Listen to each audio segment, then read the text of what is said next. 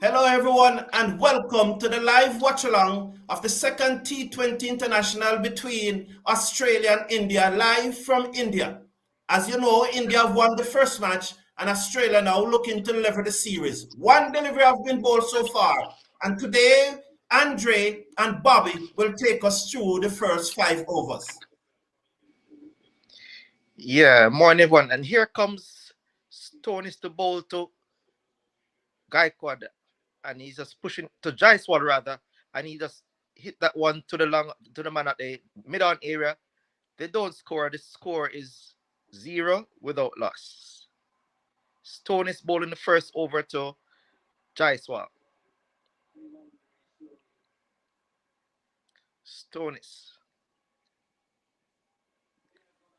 Jaiswal settles. Stonis at the top of his mark.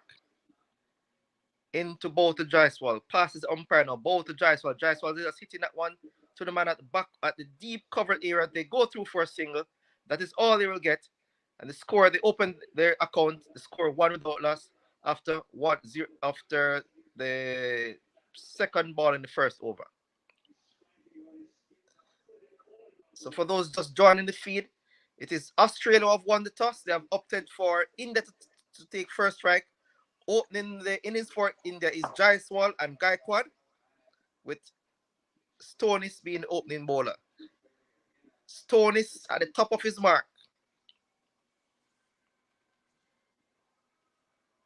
And it's Gaikwad who will face. Gaikwad actually got run out in the first T20 without scoring. So let us see what he'll do this time around. Gaikwad, he looks around.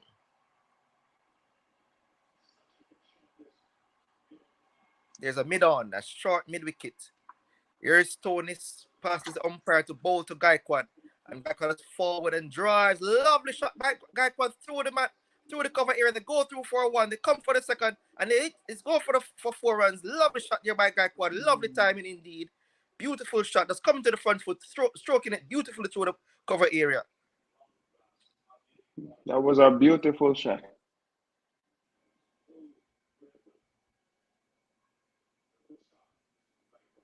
And the stone is just over pitching, and Gaikwad just came onto the front foot, stroking it lovely through the cover area for 4. Nice way to get off the mark and to open his account. The score moves on to 5 runs, 5 without loss after 0.3 overs. Stonis goes back to the top of his mark.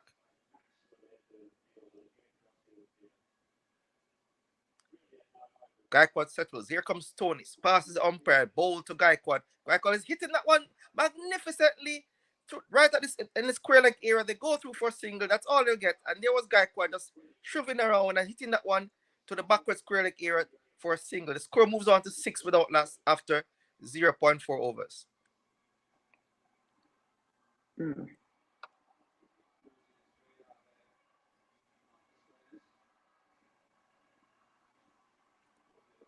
Marcus Stonis goes back to the top of his mark.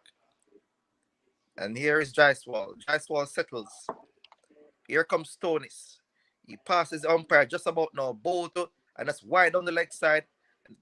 Go to the keeper, and it's called a wide by the keeper. The score moves on to 7 without loss. So Stonis will have to rebowl that one. It's a poor delivery indeed by Stonis. Wide down the leg side.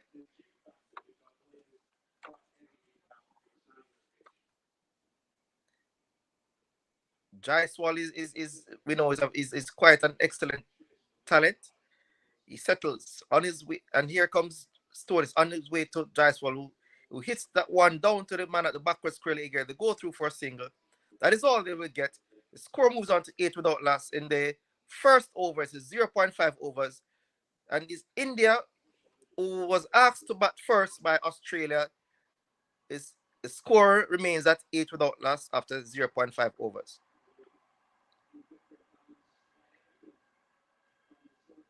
And it's over now to Gaikwad. Gaikwad settles. And here comes Stonis. Here comes Marcus Stonis on his way to bowl to Gaikwad, and Gaikwad is pulling that one to the fine leg area. They go through for one. There's no fine leg. They come back through for 2 runs.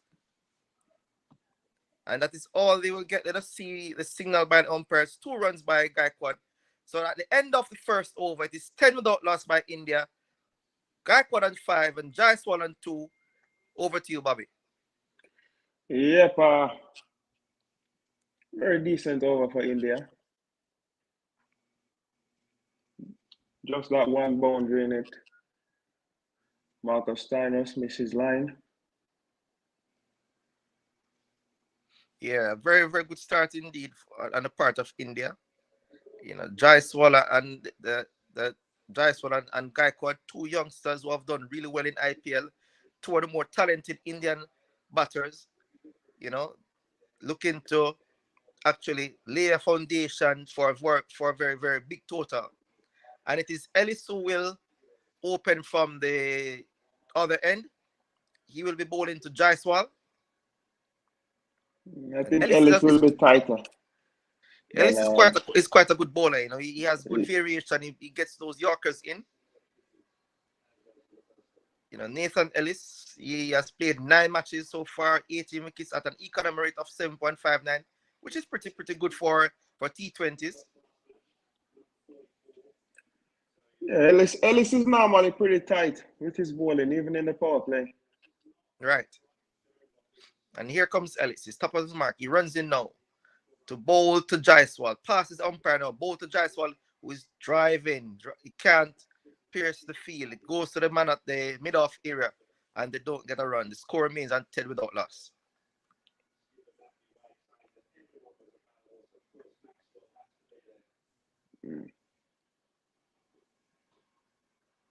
Yeah, so Ellis is indeed, yeah, as you mentioned, Bobby, that Ellis is quite, you know, a good bowler. He has good speed, you know, and he varies his bowling a lot. You know, he has good variation.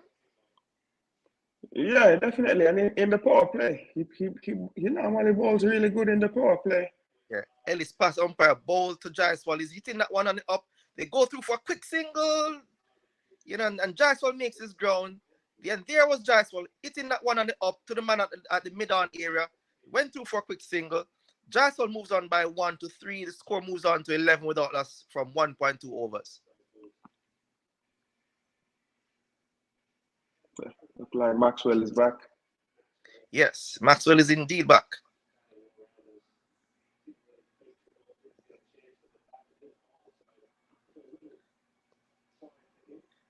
And it will be Gaikwad to face Ellis. So the 2 fielders outside the circle, it would be a deep third man, or deep backward point, and a man at the backward square leg boundary. Gaikwad settles. And here comes Ellis to bowl to Gaikwad. Passes umpire just about now. Bowl to Gaikwad, and that one goes to the keeper down the leg side. A wide is called. The score moves on to 13 without loss after 1.2 overs rather. The score moves on to 12 without loss.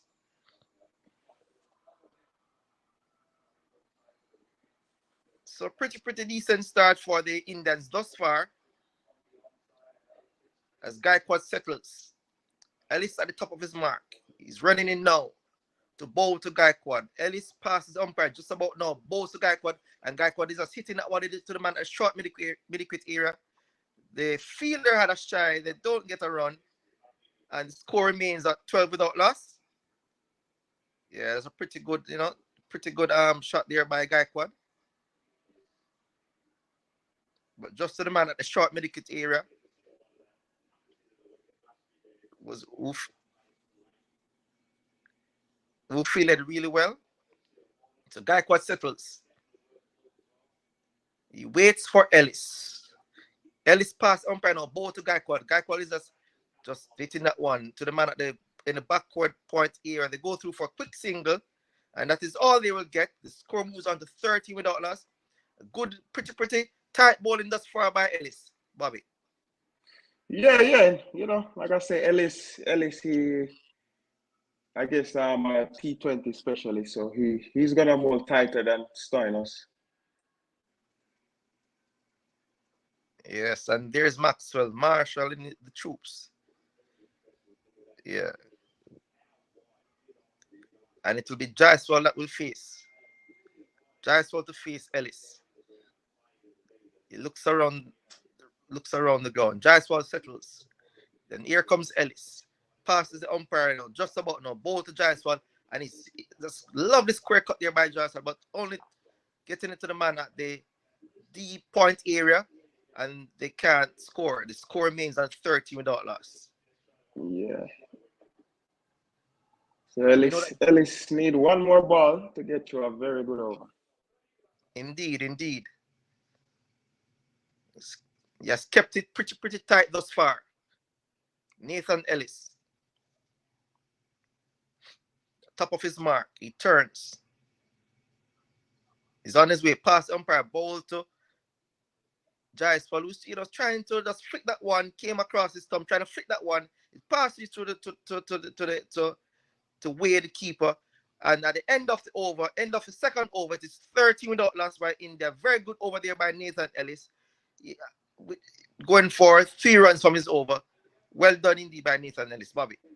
That's very good to get 3 runs in the power play. That is very good. A very good comeback by Team Australia. Team Australia won that over.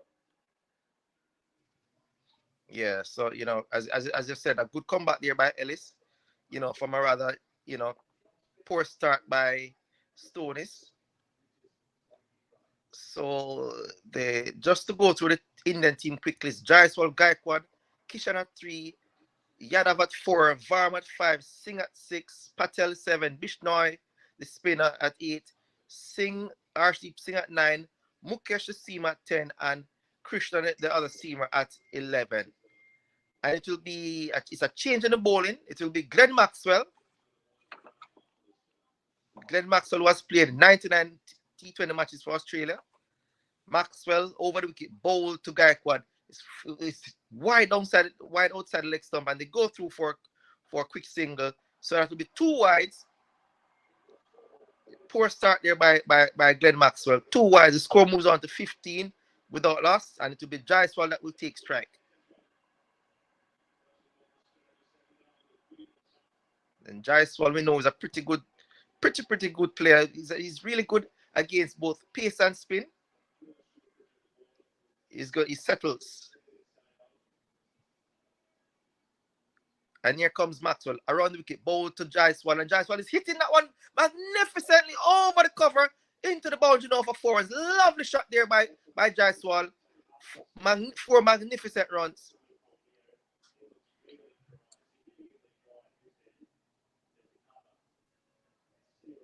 And that's a lovely shot, Bobby. And there was Jaiswal hitting that one over the long off, over the cover era for 4. Very nice shot from Jaiswal. I don't think I would have bowled Glenn Maxwell in this over.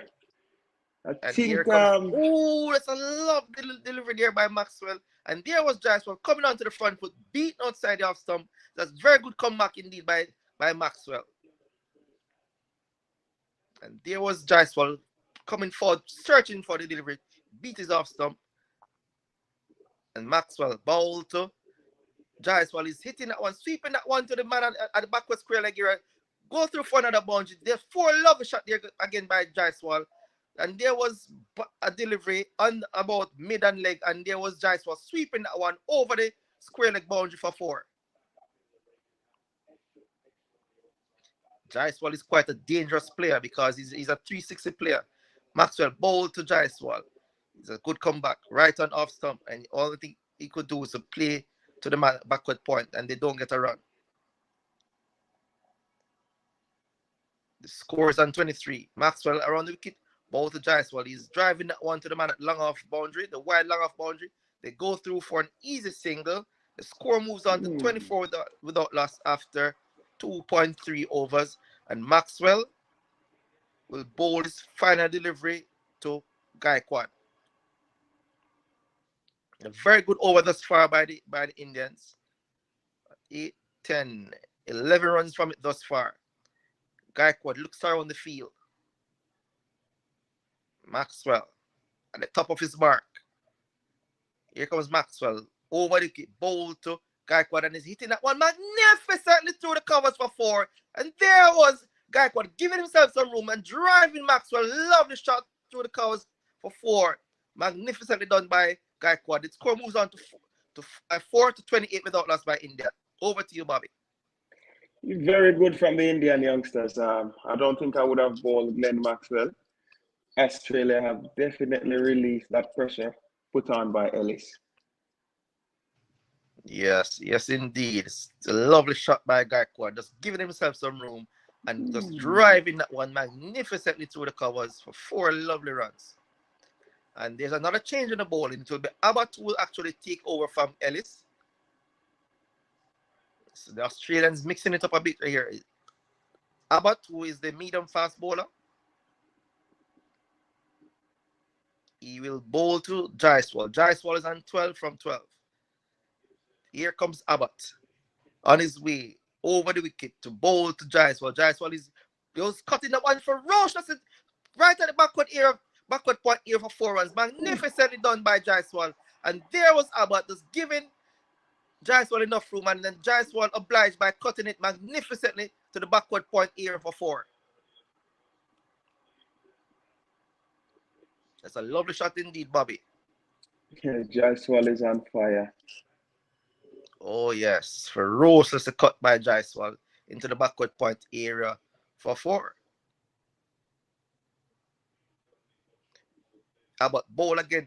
And they said, oh, it's a repeat of the same shot. And there was Jaiswal on the back foot, cutting it again to the backward point. 4 more runs by Jaiswal. Jaiswal is indeed on fire. And Australia is in some problems right here. 36 without loss after 3.4 overs. Jaiswal showing how to be aggressive, risk-free. Yeah, and that was a slow ball again by Abbott.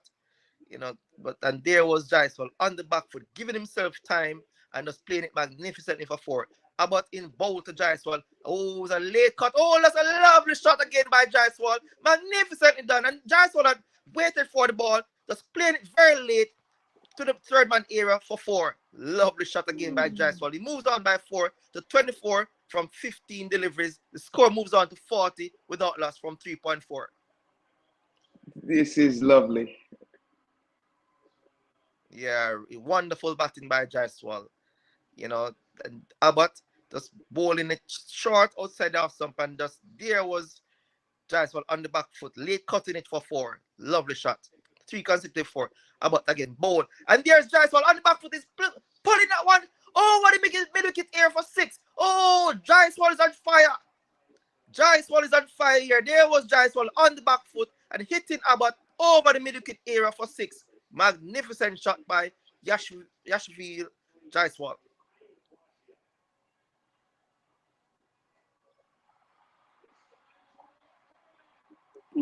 Oh, lovely shot here by Jaiswal.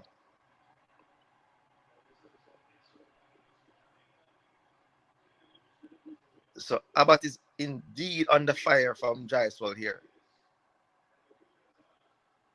Jaiswal, he settles. You have now a short final leg, a short third man. Jaiswal, Abbott around the wicket this time to bowl to Jaiswal, who's hitting that one magnificently in the mid-wicket area again. 6 more runs. Magnificent shot again by Jaiswal. Lovely timing indeed. And there was Abbott pitching it short. Jaiswal rocking back and hitting that one, pulling that one, ferocious shot into the mid-wicket fence for 6. Oh, great shot by Jaiswal.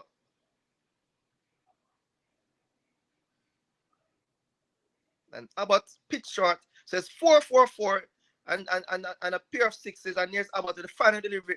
And it always hitting that one to the man of long off, in the man of the mid off here, and there's no run. And after the 4 overs, India's is after a rollicking start, 52 without loss. And after the first over by Abbott, it went for 24 runs, and Jaiswal is on 36 from 18, going at a strike rate of 200. Magnificently done by Jaiswal. That was something. That over was special. Indeed. We saw some magnificent. I would have went back to Ellis. I don't know why. Ellis is the only man who's bowled a proper over, so I would have at least given him 2 in the power play. Right, and they have turned to Zampa, the leg spinner Zampa. The most successful bowler in the just concluded ODI World Cup. They have gone to Zampa to try to get the breakthrough for them, and Australia is indeed under fire from the Indian openers. Let us see what Zampa has in store. Zampa, 74 matches at an economy rate of 6.99, which is actually magnificent. He has taken 82 wickets. And it will be Zampa to bowl to Gaikwad. Gaikwad is on 10 from 6 deliveries. Zampa on his way over the bowl to Gaikwad is hitting that one magnificent shot there by Gaikwad over the man straight for 4. Magnificently done by Gaikwad. And there was Zampa giving the ball a little bit of air, and Gaikwad just came on the front foot and hitting that one straight back over his head for 4. Lovely shot indeed by Gaikwad. Good morning, Merrick. Good morning. Morning, Mr. Meredith. Zampa into bowl to Gaikwad. The Gaikwad is just playing that one to the cover area. They don't get a run. The score remains on 56 without loss. So Zampa is at the top of his mark. He will come in to bowl to Gaikwad. Gaikwad settles. Here comes Zampa. Over the wicket now. Bowl to Gaikwad. And Gaikwad is just driving one to the man at the long off fence. They go through for an easy single. And that is all it will be. The score moves on to 57 without loss from 4.3 overs. So the Indians have started out on fire. Playing both Gaikwad and Jaiswal playing some magnificent shots. And it will be Zampa to bowl to Jaiswal.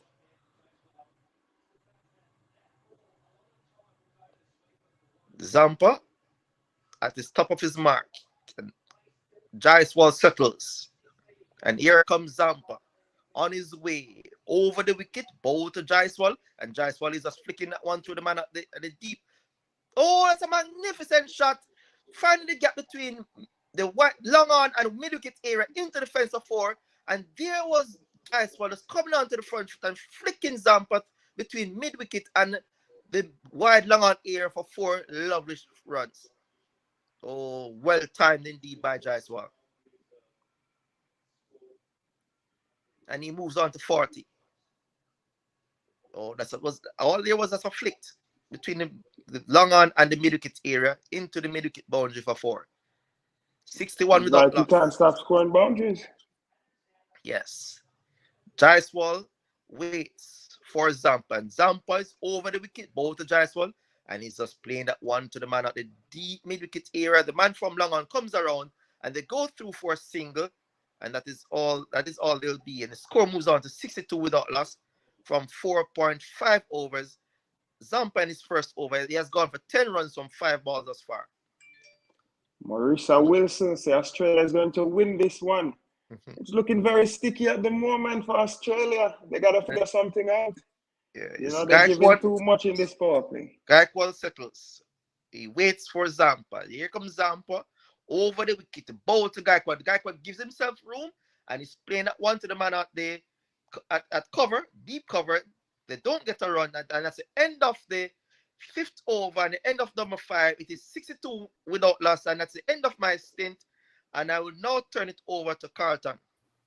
Yes, welcome everyone to the show. Good morning. Thank you, Andre. Hello, Bobby. Good morning, everyone. Marissa Wilson. Australia is at real pressure. After 5 overs, they are 62 without loss, with Jaiswal on 41 and with him Gaikwad and 15. Meredith is saying to you, Bobby, that you looks like you're a true Indian fans because you are happy when Indians are making runs. No, Meredith, no. I mean, I'm just happy with Jaiswal. He's an excited young cricketer.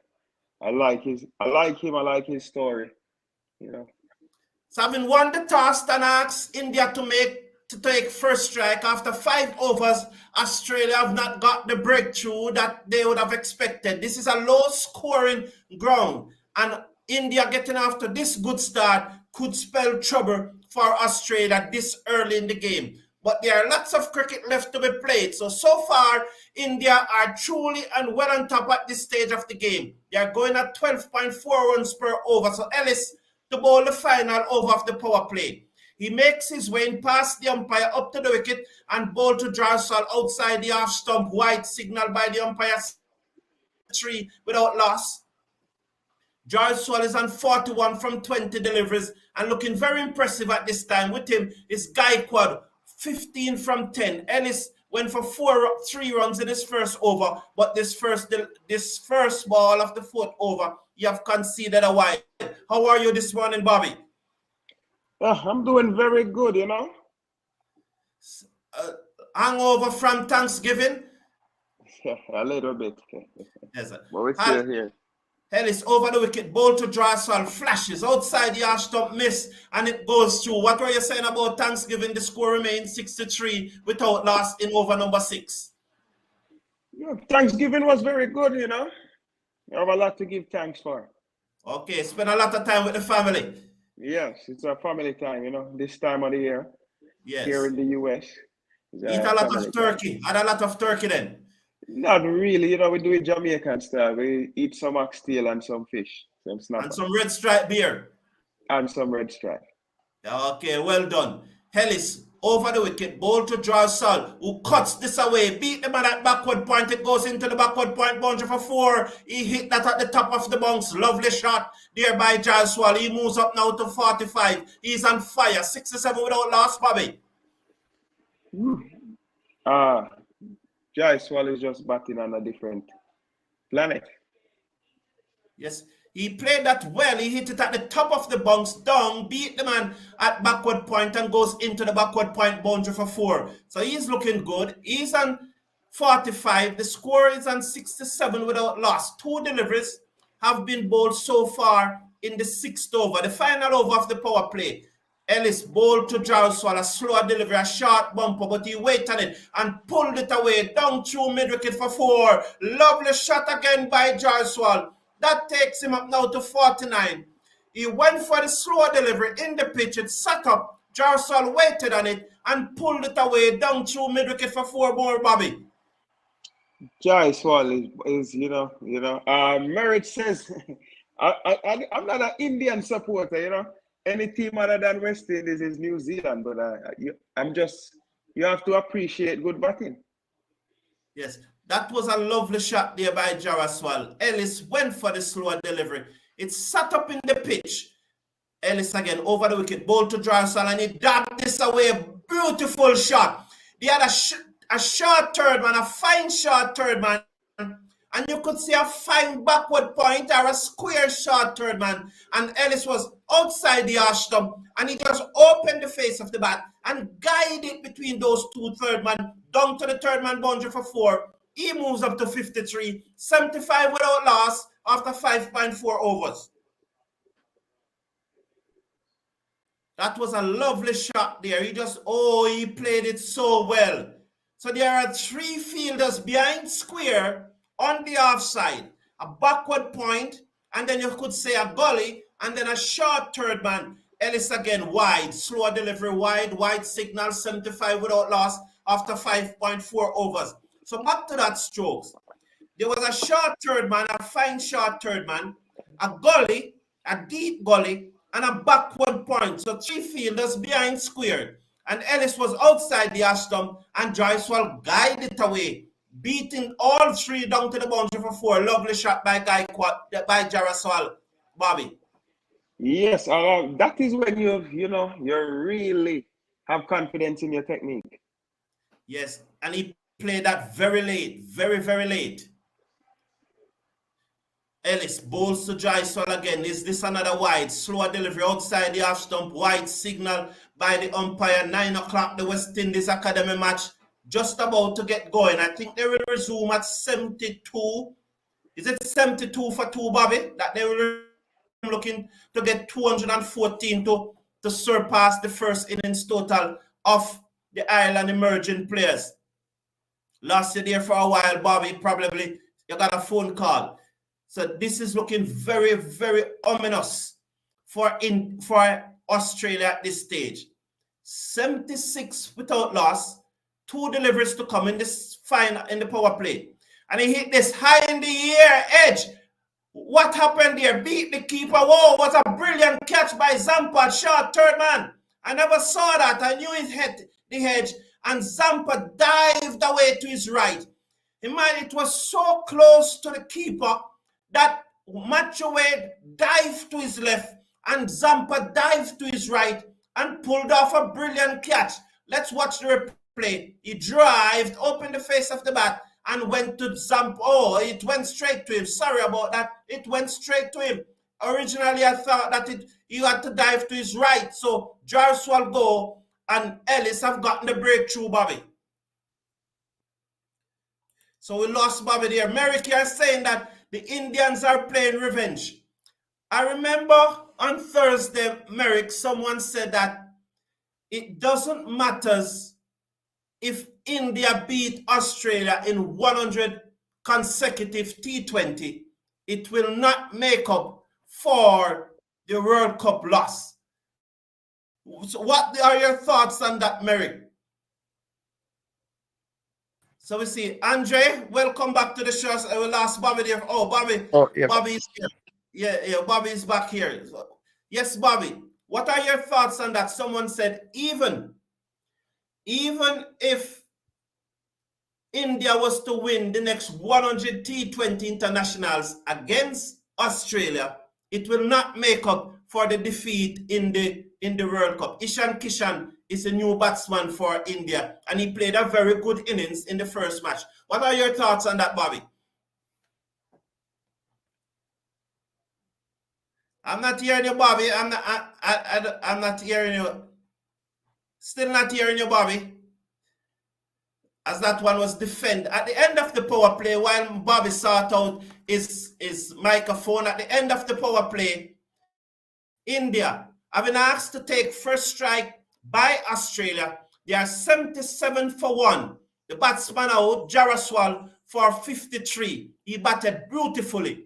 At the crease is Gaikwad, who's on 15, and with him is Krishan, who just came to the crease. He's yet to score, having faced 1 delivery. The batsmen to come is Surkumar Yadav, Tilka Verma, and Rinku. That's the top 6. And that top 6 is a dangerous top 6. Bobby? Yeah, you can hear me now. Yes, I'm hearing you now, Bobby. What are your thoughts that if India should win the next 100 T20 internationals against Australia, it still would not make up for the ODI finals loss?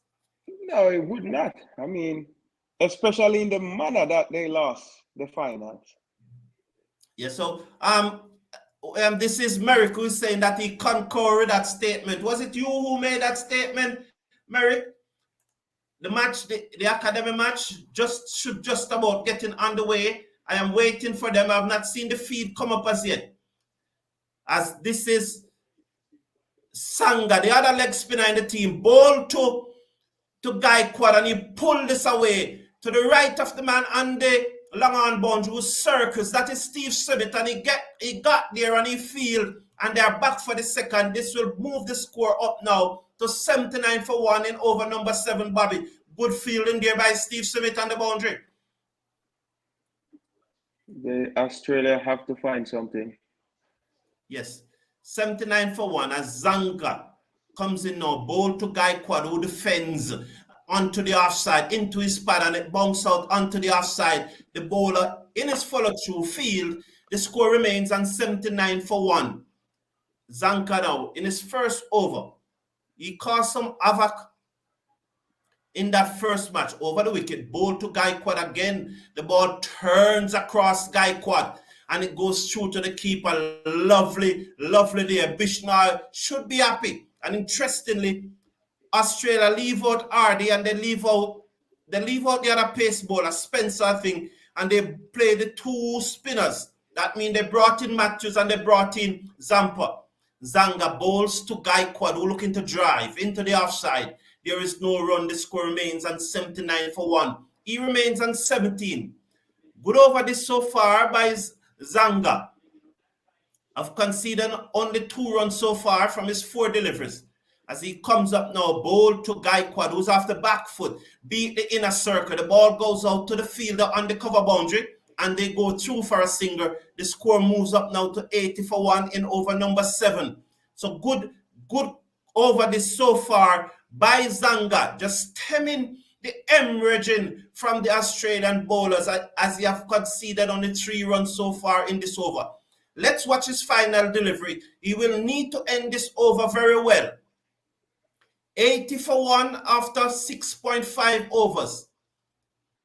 As he comes in, he just surveying his field. Kishan comes into strike. Gaikwad is on 18. Kishan is yet to score. Comes up, bowl to Kishan, and he pulls this away, down to the man on the mid-wicket boundary, and he goes through for a single. So at the end of over number 7, India are 81 for 1. Kishan is on 1. Gaikwad is on 18. The batsman out. Jarasal for 53 from 25 deliveries. Over to you, Bobby. Yeah, very good over from Zanga, you know. Kind of calmed down the Indians a bit. Yes, that was definitely needed. Australia need to find at least 2 to 3 good overs before Sky come to the crease, because we all know what he can do. So the Australian bowlers have been put to the sword so far, except for that over by Zanka. So they will continue with the other leg spinner. So 2 leg spinner operating here. He bowls to Kishan, who drives straight down the ground, and the fielder comes around from mid-out, long off, cannot stop it, and goes into the boundary. Kishan moves up to 5. India moves up to 85 for 1. Bobby, that was a lovely shot. Beautiful shot. Straight down the ground. Yes. You always hear hit the ball straight. And we saw reports coming out of India that Kishan told Sky, that Surakuma Yadav, we call him Sky for short, the captain of India, as we watch this delivery from Zampa, bowl to Kishan, and Kishan defends down the offside of the pitch. There is no run. The score remains an 85 for 1. So Kishan, apparently in the first match, Kishan had said to Sky that he was going to take on the leg spinner Zanga. And he did, although Zanga still got him in the end. He made a brilliant half century. Let's watch Zampa now as he comes over the wicket. Bowl to Kishan, and Kishan whipped this away. Down to long on. They will go through for a single. That will move the score up to 86 with 3 deliveries to come in over number 8. Bobby, what I want you to talk about at the end of this over, with 3 deliveries to come and the leg spinner bowling, and already there's some due there as Zampa is wiping the ball. But what I want you to talk about is that Australia is playing 2 leg spinners in this match. There's a lot of talk in the West Indies that we cannot play Walsh and Carrier together. I want you to react to that at the end of the over. 3 deliveries to come, so think about it, and at the end of the over, please react to that. We have yet to get some cricket. It looks like they're just about to start in the West Indies Academy match. Zampa bowls to Gaikwad, who tucked this into the onside. They run hard for the second one, the first. They touch down and come back for the second one. As that ball just reached the edge of the 30-yard circle, the fielder coming off the mid-wicket boundary could not prevent the second. Good running, and this is the type of running I want to see from the West Indies cricketers. Remember, I was talking about tip and run? Well, that was similar to tip and run. 77 for 2 is West Indies. The match is on its way. So let's watch Zampa. Zampa now, tossing the ball from hand to hand. He comes in and he bowls to Gaikwad, who hit this down to long on, wide of the field at long on, but he comes to his right field, send the return in. The score is 89 for 1 with 1 delivery to come in over number 8. It is being bowled by Zampa, the Australian leg spinner. One of 2 leg spinners that the Australians are playing in this match. 1 delivery to come, and at the end of the over, Bobby is going to react to the playing of the 2 leg spinner and the Carrier Aiden Walsh situation with the West Indies. as 89 for 1. One delivery to come in over number 8. Zampa into Krishnan down the leg side and he swept. Can't beat short fine leg. And the score will remain at 89 for 1 after 8 overs. So Zampa have bowled 2 overs for 18 runs. Kishan is on 6 from 6. Gaikwad is on 21 from 17. At the end of 8, 89 for 1. Over to you, Bobby. Let's hear your thoughts. Yeah, very interesting, but I see nothing wrong with that. And as far as West Indies goes, where people are saying we can't play 2 leg spinner, I don't see why, because we don't say we can't play 2 right arm fast bowlers or 2 left arm fast bowlers. I think once you are good, you are good, because I've seen 2 off spinners played before. So, and I feel like when you're a leg spinner, you have way more options than a regular off spinner. So I don't see any reason why we cannot play 2 leggies. As Zanga continues, and that one was short to Gaikwad, and he bangs it away down to the fielder on the cover boundary. And in that same breath, Bobby, we have seen where Sri Lanka, in particularly, and it have happened before. We remember Bennett and Howard from Australia, but we have seen where Sri Lanka, up to recent time, playing 2 slow left-arm orthodox spinner, Moti and Hussain. And Moti and yes, Moti, and once if they're your best bowlers, they should play. I strongly believe so. If they are your best bowler, they should play. So it's a myth. And I'm glad that to see Australia, who is the world champion in ODI, and 2 years ago they were the world champion in T20. They are the world test champion. So in the last champion in everything, in all 3 formats. All 3 formats. And here they are playing 2 leg spinners. So why is it that West Indies cannot play 2 leg spinners when we are ranked 8th and 9th on the tables? If leg spinners are our 2 best bowlers, why are we not playing them? So we are back from the cricket. We'll pick up that at the end of the over. Sorry about that to those who listen, especially those who are not watching.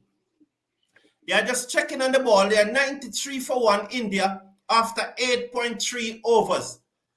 So ball to Kishan, and he's hit this away down to long off. That's Zanga, and the score moves up now to 90. Yes, it's now 93 for 1. Earlier I'd said 93 for 1. In fact, it was 92 for 1 then. So it moves up now to 93 for 1. 2 deliveries to come in over number 9. Gaikwad is on 23 from 19. With him, Kishan is on 8 from 6. Zanga has been bowling very well so far. 1.4 overs for only 8 runs. He comes in bowl to Gaikwad, who turned that into the onside. Down backward of square leg, they go through for a single. The score moves up to 94 for 1. So Zanga is bowling a very, very good over. Let's watch now as he adjusts his field slightly, but he will be coming in now to bowl to Kishan, who have reportedly said that he took him on in the first match, and he told the captain that he was going to deliberately take him on. He comes in bowl to Kishan outside the arch stump. He looking to cut at that one, got the bottom edge into the pitch, and there is no run. After 9 overs, Australia crawling their way back into this match. India 94 for 1 with Gaikwad on 24. Kishan is on 8. A run rate of 10.44. Yes, and Bobby, go ahead, please. Yeah, beautiful from Zanga. He's definitely pulling back Australia back inside on this game. But back on the topic of the bowlers, I don't see any reason why, we can't bowl. If they're the best bowlers, you bowl them. You're going to tell me that you're not going to bowl a guy and you would bowl another guy who is not as good just because, he's a different type of bowler. So it's quality over variety then, Bobby. Definitely. Your objective is to get the batsman out. Yes, indeed. So Merrick Murditt is saying, I see no problem playing 2 leg spinners. West Indies selectors are too one-track minded. So Abbot, who went for 24 runs in his first over, will come back. Christopher Bristol, glad to see that you have woken up, boss. comes in now. Ball to Gaikwad is again short, and Gaikwad pulled this away down to long on. Good work again by Steve Summit. They go through for us. That's David. Sorry, that's David, not Steve Summit. David, good work. They go through for 2. The score will move up now to 96 for 1. So Abbot again short and again pulled away. Maybe Gaikwad should have done better there, but good work by David on the long on boundary, and they got 2 more. Abbot is proving an headache for Matthew Wade. He's over the wicket. Ball to Gaikwad, who tucked this in the onside, go through for a comfortable single. Kishan will come and strike. The score will tick over to 97 for 1. Christopher Bristol is saying, Wagwan Brown, Medea Barra, watch the match. Good, good, good, good, good. 97 for 1. As Abbott now needs to just give some stability to this Australian bowling attack as he's leaking runs. They have conceded 20 runs, 27 runs so far at this stage from his 1.2 overs. 97 for 1. Kishan, who's an 8 from 9, faces up to Abbott over the wicket. Bowl to Kishan. He looks to pull it, but he mistimed it. It goes out deep into the onside. They go through for a single. 98 for 1 after 9.3. Kishan moves up to 9. Gaikwad comes back into strike. A brilliant innings by Jarasal. He made 53 from 25 deliveries. He played some lovely shot before he drove at one outside the off stump and was caught by Adam Zampa, third man, and he's gone for 53 from 25 deliveries. 91. Abbott, in his second over, have conceded 28 runs so far, past the umpire just about now, and bowled to Gaikwad, who drives straight, almost take out the umpire, runs very far towards the long off boundary, but David comes across field, and they got another single, so 99 now for 1. So that one almost taking out the umpire there as Gaikwad was onto the front foot and driving that one straight. Abbott is not bowling well, Bobby. No, he's not. He needs. I mean, at least this over is better than his last. So yes, that first over went for 24 runs. So this one, as you said, is much better. So 2 deliveries to come in over number 10. It is being bowled by Abbott. He's going to bowl to Kishan now. He's a 9 from 10. Kishan needs to get going. Over the wicket, ball to Kishan, and he pulls this. He's going to be out caught at short big, but no, dropped. You feel that short fine, like that is Adam Zampa. Couldn't get there. Well bowled by Abbott. It was short. It was sharp, and it rises, and he pulled. Lucky, Bobby. He was lucky. Very lucky. I mean, I think Zampa was on his heels there. I don't think he was on his toes. If he was on his toes, he probably would have caught it. So you think Zampa moved a little late there? Yes, I think he was on his heels. Okay. Got you. The final delivery of over number 10. Bowl to Gaikwad, who just opened the face of the bat and guided down to the fielder coming off the backward point boundary. So after 10 overs, the score is 101 for 1. We'll now hear from Bobby, and next coming up on the show will be Andre. Bobby, 101 for 1 after 10 overs. What's your views? Yeah, I mean, Australia have pulled it back a bit after that, run fest from Giswell. Australia pull it back a little bit. So if they can finish with India making just around 200, I think that would be good for them. Okay. Thank you, Bobby, and welcome back to the show, Andre. Andre will now provide the live ball-by-ball commentary for the next 5 overs or so. Andre, over to you. Yes, thank you, Carlton. So it's a very, very, very good start on the part of the Indians, going at least at 10 runs and over, which is an excellent start, to be honest. Kishan trying to get himself in. Gaikwad, we know, was playing some really lovely shot. He's now settled, and we know how great a T20 player Sky is. So it's all set up nicely for the Indians here. So it will be Zampa's ball 2, Elisa's ball 2, Awata's ball 2. there seem to be quite a amount of due Carlton, because there we see the ropes trying to get some due off. There is a lot of due, and the interesting thing is that, as Bobby and I was talking about the two leg spinner that Australia is playing, and we're seeing that no reason why, if Australia was won it all over the last 2 years, 2021 T20 World Cup champion, right? 2023 World Test champion, 2023 ODI World Cup champion, and here they are playing a match with two leg spinners. Why West Indies cannot play two leg spinners? I don't know the reason why, because I remember saying to you that I would have both was Juna and Carrier, because not only they were the two best spinners in our just concluded series, T20, I mean 50 over series, 50 over competition. Hayden Walsh Jr. is one of the better fielders in the Caribbean period, and he has improved tremendously where his batting is concerned. So not only are they two good leg spinners, but they are both competent with the bat. And Walsh is an excellent fielder. Yeah, yes, no reason. I see no reason why both of them could not play. I do not see any reason. Zampa. Right. Because go ahead. Zampa to start the 11th over. He's at the top of his mark. Get a little scratch in there, Andre. Okay. Yeah. Zampa at the top of his mark to bowl to Gaikwad, who was on 29 runs. The score 101 for 1. Zampa, he pulls up at the last minute. There was Gaikwad. Somebody seemed to have moved, at the side, right at the side screen. So Gaikwad pulled out. He was complaining actually, so like some bug or something of the sort. Yes, I So Zampa back at the top of his mark. Zampa into bowl to Gaikwad, and Gaikwad is hitting that one to the man at the long on boundary.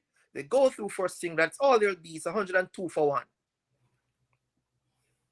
Yes, Carlton. Yes, I was actually saying that I would go for quality over variety every day. And that's what I want to see from the West Indies, quality over variety. So if the 4 best bowlers you have in the region is 4 back of the arm Chinaman googly bowler, you play them.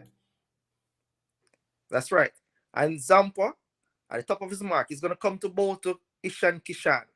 Zampa passes the umpire now over the wicket, bowl to Kishan, and Kishan is hitting that one to the air, and the deep mid-wicket air. There are singles all there'll be. The score moves on to 103 for 1, and Kishan was trying to hit that one over the deep mid-wicket fence, but all he could get was a drag to deep mid-wicket air for a single. And there, Kishan doesn't seem to be timing the ball as well today as he did on Thursday. Not at all, not at all. And here's Zampa. Tosses the ball from hand to hand. Turns the bowl to Gaikwad. Pass umpire now, bowl to Gaikwad, and Gaikwad's on the back foot and hitting that one in the backward square leg area. They go through for a single. That's all they will be. The score moving on to 104 for 1. Gaikwad moves on to 31. Kishan is on 11. Australia definitely fighting their way back into this match and have tightened it up through the 2 spinners. Yes, indeed. And it is Zampa tossing the ball from hand to hand. He's going to bowl to Ishan Kishan, who is finding it very difficult to time the ball. Zampa turns, bowl to Kishan. Kishan is waiting on that one. A slower delivery there by Zampa, slowing it up just outside the off stump. And there was Ishan Kishan just playing it that one in the backward point area. And he's unable to score. The score means at 104 for 1. India, with only 1 wicket down after 10 overs, they cannot allow Australia to just bowl so tightly now. They must get a go on. They just cannot allow the spinners to just bowl out their overs without pressing the accelerator. That is right. That is right. They cannot afford to waste a good start. And there was Kishan just driving that one down to the long off area. A single is all they'll get. Then the score moves on to 105 for 1. Kishan is trying to be very aggressive, and he's not timing the ball as as well as he did the other night. It's a good over thus far from Zampa, just 4 runs coming from it. And here, so that one was a bit pitched up, and then Christian couldn't get under it, but he drove it away down to long on. Go ahead. correct. Yeah, and Zampa bowled that one, and this guy just playing that one softly into the covered area just for a single. It's a very good over by Zampa. 5 singles coming from it. The score moves on to 106 for 1 from 11 over. Over to you now, Carter. Yes, and Zampa so far bowled 3 overs for 23 runs. And that this is really, really good bowling from the leg spinner. This has been known to be a low-scoring ground, and maybe that start by Jaiswal is what going to tip the game in the favor of India, because this is where I think South Africa, this was the ground that South Africa collapsed to 9 for 5. So it has been some remarkable low scores have been made at this ground. And 106 for 1, Indian batsmen should not allow Australia to come back into this match. Albeit the 2 leg spinners are bowling very well. As we see, Stonis is going to return to the attack after bowling his first over for 8 runs. But the 2 leg spinners have done a very good job in the middle at this stage of the innings. But India need to get going. They need to press the accelerator. They cannot just bat out some overs now. They have only lost 1 wicket, and they need to press and go on. Right, and there was Gaikwad hitting that one to the man at the backward point boundary. They go through for a single. The score moves on to 109 for 1. Yeah, so they really do need to press accelerate at this point in time. And I think they need to probably target the medium pace as Stoinis, And so Stoinis can be erratic at times. Sometimes he can be very good, but he can be erratic at times. So I think they need to target Stoinis and try to rip him apart. And here comes Stoinis to bowl to Ishan Kishan. Stoinis passes wicket, bowl to Kishan, a slower delivery there, and he misses trying. And there was Kishan once more trying to hit the cover of the ball. He misses it completely. The ball goes through to the keeper Wade. The score remains at 107 for 1. So the slower delivery seemed to be the way to go. The story about it on this pitch, it seems that it is the more effective the delivery is. Yeah, indeed. Yeah, yes, indeed. And Australia, what is happening here is that Australia continues to fight their way back into this game, because following up. There was Kishan finally getting one, hitting that one over the deep mid-wicket area for 6. And there was Stoinis pitching that one short, and Kishan just rocked back and hitting that one magnificently over mid-wicket area for 6. Lovely shot by Kishan. Well played. Finally got one out of the screws. And that one was again from Stoinis, was short. It just sat up. It never rose above waist height. And if you are going to bowl the short ball, you must make sure you get it up higher than that. That one just sat up to be hit. And Kishan timed that one away over deep mid-wicket for 6 more runs. Indeed. And there was Kishan in the next delivery, just pulling that one to the man at the mid-wicket area. The single is all that they'll get. And the score moves on to 114 for 1. And 8 runs so far from this over. And it's over to Gaikwad, who's on 33 from 28 balls. And Gaikwad settles. He's a man on the long on area. Deep cover. Stoinis comes in. Passes umpire. Bowl to Gaikwad. And Gaikwad is pulling that one. And it's going to fall short at the man at the short backward square leg area. And they go through for a single. The score moves on to 115 for 1. So the store balls seem to be, the pitch seemed to be a bit slow, Carlton. Yeah, indeed, the pitch seemed to be a bit slow, and it seems like the best time to bat is when the ball is new, and you have to capitalize on that new ball. Right. Kishan tops away, and Stoinis passes umpire, bowl to Kishan, and Kishan is pulling that one to the deep mid-wicket area. A single is all there'll be, And the score moves on to 116 for 1 in the 12th over, bowled by Stoinis. 11 runs so far from the over. It's a good over so far by the Indians. What we're seeing here is that the pitch have definitely slowed up, as you said, Andre, and the batsmen are having difficulty timing the ball.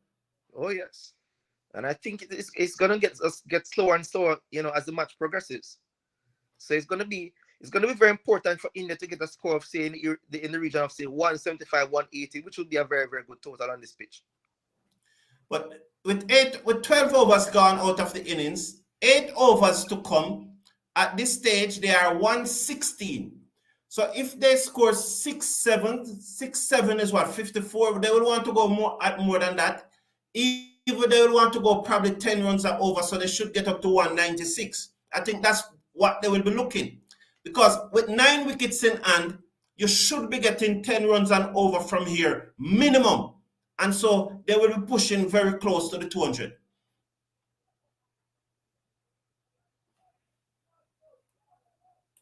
To Gaikwad. Tosses the ball from hand to hand. Sangha into bowl to Gaikwad. Over the wicket, bowl to Gaikwad. Gaikwad is just coming on the pitch and is driving that one to the man on the deep cover boundary. They go through for a single. Sangha is bowling really, really well here. He's bowling with a lot of variety. He's varying his pace, which is quite important. Just 11 runs from 2.2 overs by Sangha. So he's bowling really, really well. It's 118 for 1 from 12.2 overs. And there's Sangha is drying the ball because there's a lot of dew around the ground. Sangha bowled to Kishan, who's trying to reverse sweep. He's taking on the pad. And no run scored. The score means an 118 for 1. As I saw that reverse sweep shot from Kishan, it reminds me of Kevin Sinclair. With West Indies need 15 runs to win, and he was reverse sweeping. Yes, Sangha bowled to Kishan, who's driving one to the man at the deep cover area. A singles all there'll be. The score moves on to 119 for 1. Really good bowling here from Sangha. There's 3 singles so far from 4 deliveries. This is extremely good from Australia, not so good from India. Yeah, the young leg spinner Sangha seem to have really, really good control. And here is Sangha once more to bowl to Gaikwad, and Gaikwad is pulling that one just to the man at the deep mid-wicket area. Singles all they'll get. Just one more run. The score moves on to 120 for 1 from 12.5 overs. Sangha has one more ball to come in his 3rd over. Really good bowling here from Sangha. Yes, indeed. He's bowling very well at this stage. And the Indians, as I said, I've said it so many times, they're not just timing the ball away. That's right. Sangha to bowl the final ball of his 13th over. He's going to bowl to Kishan, and Kishan is hitting that one to the middle kick boundary. Oh, brilliant attempt from the field from Ellis on the middle kick fence, but it goes into the fence for 4 runs. And there was Kishan breaking the shackle, just hitting that one to the middle kick area for 4. The score moves on to 124 for 1, and India and Kishan moves on to 24. Over to you, Carter. Yes, Andre. So India finally getting that final delivery out of that over for 4. And this is where you would see the difference between someone like a Virat Kohli and these batsmen. Kohli will be finding the gaps, although the pitch is slow, and running 2, and he'll be running hard. But these batsmen, they're just depending on their power. But what they need to do now, being that the pitch is slow, is to be looking for the 2s. It's a big old field. And clearly the pitch is playing very slow. So instead of trying to bully the bowling, what they needed to be doing is needing to be run harder now. They need to turn those singles into 2s. So they should be looking the 2s and the 3s and hoping for that one bad ball per over where they can hit for 4. But they should get up to 200 from here. They'll be very disappointed if they don't get up to 200. And Maxwell is back into the attack. And that was actually a drop chance by Ellis from the previous over. So Maxwell to bowl the 14th over. And Kishan settles. A man at the deep mid-wicket area. Long on, long off. Deep cover. Maxwell. On his way around the wicket. Bowl to Kishan. It's wide down the leg side. The umpire signals. His score moves on to 126 by 1. There was Maxwell trying to fire in that one. Bowls it wide down the leg side. The score moved on to 1 by 1 to 126 for 1. Maxwell turns again. Bowl to Kishan. It's a repeat of the previous delivery. And there was Maxwell trying to fire in that one again. As a wide once more. It's 127 for 1. The current partnership on 50. I don't know if this is due that is after. Go ahead.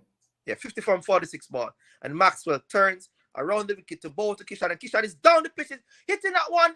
High and hard. It's gone for 6. Magnificent shot there by Ishan Kishan. And there was Maxwell just giving that one a little bit more flight. And Kishan just stepping out of his crease, hitting that one way over the long on air for 6 glorious runs, Carter. Yes, clearly the dew is having effect on the game. And Kishan just using his feet to get to the pitch of the ball. He cut across it a little, but he still timed it. He probably was looking to hit that a little straighter, but he still timed it well enough. It still got enough of the middle of the bat. And what they say in cricket now, you need to miss the middle of the bat. Maxwell never missed the middle of the bat there with that delivery. And it went high over long on for 6. And there was Kishan following up with a ferocious sweep shot behind backward square leg air for 4. And there was Kishan following that 6 with the lovely sweep shot for 4. He moves on and he seemed to be finding his touch now. And here's Maxwell around the wicket. And Kishan is dragging that one way to the man at the long on area. A single is all they'll get. You know, it's a good over thus far from India. It's a good over for Ishan Kishan. He seemed to be finding his rhythm a bit here. Just to interject that West Indies is 111 for 2. That's the academy. And good morning, Athena. As they say, good morning, good people. Good morning to you, Athena. Thanks for joining. And here's Maxwell to bowl to Gaikwad. Gaikwad is just hitting that one. It's over the man at the long on air for 6. And there was Gaikwad just rocking back and hitting that one over the man at long on. 6 lovely runs. He moves on to 43. The score moves on to 144 for 1 at the end of the 14th over. You know, in cricket matches, they're always trying to find out a point in the match where the game changed. And we saw where Australia were bowling some very steady over through the middle. And Maxwell came on and he bowled this over and he conceded 2-6 plus a 4 and a couple of wides. And I think this over went for close to 20 runs. And so this is where the momentum now switched back to India. And while I was saying that they would be very disappointed if they did not get up to 200, after this over, they're probably looking at 210. Over to you, Andre. Indeed, Maxwell to bowl the final ball. Oh, that's a very high full toss. And there was Gaikwad that's hitting that one past it. And it's a no ball. It is a no ball. So it is indeed a horrible over for Maxwell. It's a no ball and they got a single. Wow. Not good on the part of Maxwell. Not good on the part of the Australians here. And Maxwell is actually furious. Maxwell is fuming with the umpire right there, Carter. Yeah, you can fume with the umpire as much as you want, but the fact is that ball was above waist height, but probably, it just came to my mind, probably the reason why he's fuming, I think the law said, and we could research it. I could research it after this stint because you and Bobby will continue for a few overs, and during that time I'll research the law. But I think the law said a fast pitch delivery, and that clearly was not a fast pitch delivery. I could be wrong, but I think it said the waist high full toss should be a fast pitch delivery. So probably the umpire got it wrong there. Yes. That could very be the case. So it's going to be Sangha to bowl his final over. It's over number 15. He has bowled well so far. There's 17 runs coming from his 3 over. And now the Indians are rollicking along. It's 147 for 1. It's Kishan who's on 38. He settles. And Sangha over the wicket, bowl to Kishan. And Kishan is pulling that one magnificent shot over square leg boundary for 6. And there was Kishan just rollicking. He was back and pulls that one magnificently over the square leg boundary for 6 lovely runs. Yeah, Kishan seemed to was batting in first gear for a long while. And somehow it appears that he just skipped gear 2 and gear 3 and are now into gear 4 and pushing on to gear 5. Lovely shot by Kishan. He's really motoring along the highway right now. Oh, indeed. His song is going to be in some. His song is going to be. I hope that he's up to this with Kishan, because Kishan is going to be after him. And Kishan drives that one magnificent shot. They go through for 1. And that is good feeling by Steve Smith on the long off boundary. Steve Smith, was a brilliant field, and he came around from wide long off to restrict the scoring to 1. Yes, that was good. That was good fielding as usual by Smith on the long off boundary. But what happened there again? That Zanga decided to toss it up again. Wide outside. Ball to Gaikwad, and Gaikwad is driving that one. It's a misfield. Oh, yeah, sorry. So Gaikwad striking that one in the cover area. They go through for a single after the misfield. Yes, Carlton. Yeah. So what happened there just now is that in the match on Thursday, Sanga got Gaikwad by tossing one up slow outside his off stump and get him to hit it in the air and get out caught on the cover boundary. This time, Kishan moved across the off stump even before Sanga delivered, knowing that that's what Sanga was going to do. But the ball was too full for him to get under it. But that's why he drove it out to long off for only a single. Here's Kishan now pulling Sanga over the mid-wicket fence for 6 more runs, and Kishan moves on to 51. Lovely shot there by Kishan. And Kishan, as I said, is moving from first gear straight into 4th gear, and Kishan now is rollicking along. And Kishan is really, really looking dangerous now, Carlton. Yes, indeed, he's looking dangerous. And you said 4th gear. I think now that he has probably touched 5th gear, because he has passed Gaikwad. And Gaikwad were on 45 from 35 deliveries, but Kishan has passed him now and is now on 51 from 29 deliveries. After a very slow start, at one stage he was even scoring at less than a run a ball. So this is good from Kishan. Very good indeed. Very good indeed. Sanga to bowl to Gaikwad, and Gaikwad is pulling that one to the man at the deep mid-wicket area. They go through for a single. That is all there'll be. So it is 162 for 1. Actually, 164 for 1 at the end of the 15th over. And the end of the spell. So now India at 164 for 1, they should be looking for a score of around 210, 250 now, because with so many wickets in hand, they can go really, really hell for leather right here. Yes, because if you look at that score, and we'll be joined by Bobby, will be joining you shortly, Andre, and we see Bobby coming back into the studio. But if you look at that score, because I'm going to take a break for 2 overs or so. If you look at that score, 10 runs and over from here, which they should get. If they were chasing 220 from here, they would get 220. They would get an additional 56 from here. I would be very surprised if they make less than 220 from here, as we welcome back Bobby to the studio. How you doing, Andre? Yeah, doing good. It's really, really exciting. Some really exciting shot from Ishan Kishan. Ishan Kishan has really moved on into 5th gear now. So it's going to be some, in the last 5 overs coming, it's going to be really fireworks on the part of the Indians. And it's going to be Stonis to bowl his 3rd over, and over number 16 for the Indians. So this is over number 16. To be bowled by Marcus Stonis. He will be bowling to Ishan Kishan.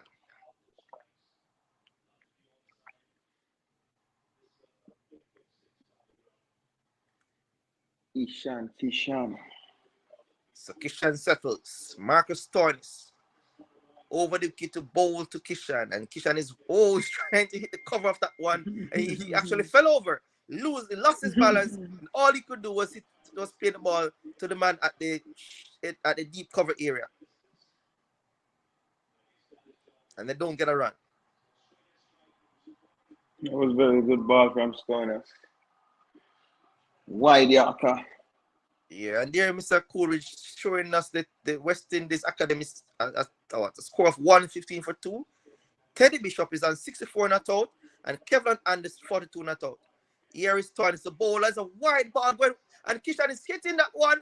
Oh, he's gonna be caught. He's caught at the deep cover area, and there was Marcus Torrance bowling that one full and wide, and Kishan followed it, lost his balance and hit that one to the man at the deep cover area and is taken on the boundary. And Kishan goes for a well-played 52 from 32 balls, and the score is now 164 for 2. Bobby. Yep, that was a wide one. Kishan chased it, and he paid the price. I think he could have left that one. That one was very wide. Yeah, and he was trying to probably hit it and lost his balance, and all he could do is to hit it to the man at the deep cover boundary to be taken. So Stoinis gets his man. So Kishan goes for well played 52 from 32 balls at a strike rate of 162. And here comes the danger man, the number 1 T20 batter in the world, Sirakarma. It is Yadav, man known as Sky, who we know is the most dangerous T20 batter right now.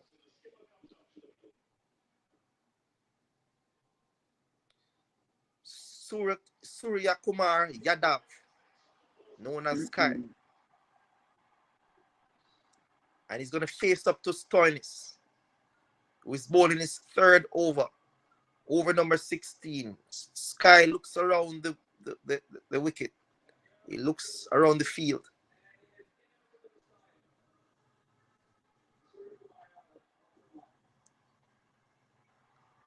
Sky settles. Here comes Stoinis to bowl to Yadav. Oh, and he's hitting that one. Magnificent shot. The first ball over fine leg area for 6. What a magnificent start by Sky. And there was Stoinis pitching it outside the leg stump, and Sky just came into his wicket and hitting that one over the man at the fine leg area for 6 magnificent runs. Yeah, you can't bowl there to Sky. That's where he likes it. Oh, yes. Oh, and Stoinis is feeling the pressure. Stoinis at the top of his mark in bowl to Sky, and Sky is a slow delivery, is sitting up on the backward point area. Then they go through for a quick single. The score moving on to 171 for 2 in over number 16. Sky moves on to 7 runs from 2 balls.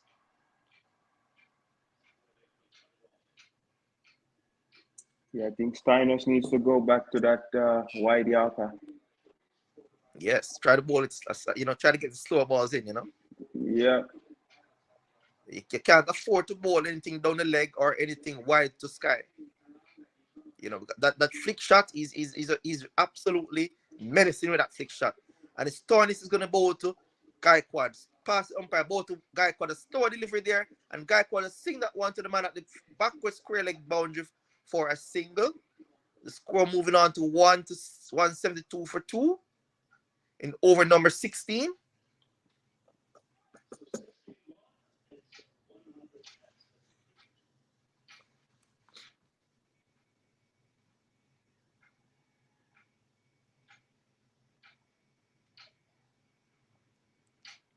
So it's gonna be Stoinis to bowl to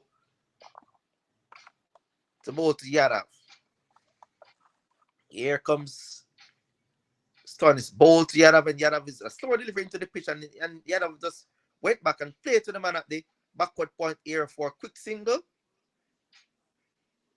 And the end of this 16th over, it is 173 for 2. Gaikwad is on 48 from 37 balls. Yadav is on 8 from 3. Bobby, over to you. Yeah, very good over. for the Indians. They're looking at maybe 220. If they could get 220, I think that, that's a good score. Yeah, it will be a very, very good score on this pitch. And it will be Zampa who will bowl his final over number 17. He's going to be bowling to Surya Kumar Yadav, known as Sky.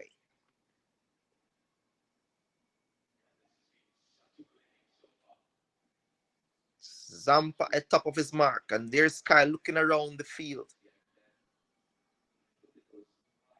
The man on the long on boundary, man on the deep mid-wicket boundary, man on the long off boundary, and here comes Zampa at the top of his mark. He's going to bowl over the wicket to Sky. Passes the umpire now, bowl to Sky, and Sky is just playing that one into the man at the short cover area. They go through for a quick single. That's all there'll be. The score moves on to 174 for 2.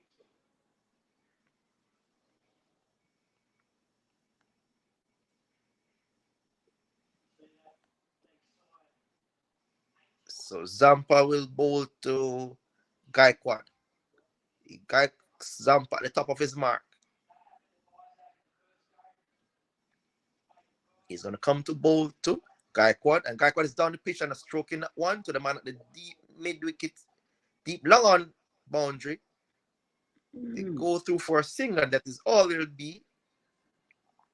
And there's Zampa just bowling, just bowling that one a little bit slower, and Gaikwad down to the pitch, and all he could do is to play that one to the man at long on boundary for a single.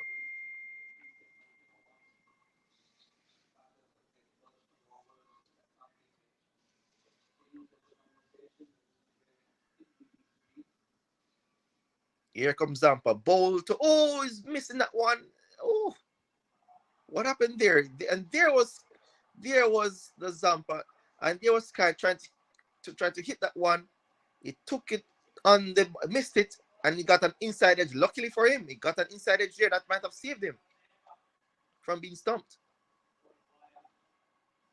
So Sky settles once more. He waits on Zampa. Zampa turns at the top of his mark, tosses the ball from hand to hand. He passes the umpire just about now. Bowl to Sky, and Sky is hitting that one straight right back over his head. Magnificent shot into the long arm area for 6. Glorious shot there by Sky. And there was Zampa giving the ball a little bit more flight, and Sky just obliged by coming onto the front foot and hitting that one straight back over the head for 6 lovely runs by Sky. The beautiful shot there, Bobby. Yes, sir. Surya Kumar Yadav is definitely showing them why he's the number 1 batter. Indeed. I think Zampa need to not pitch it up so much.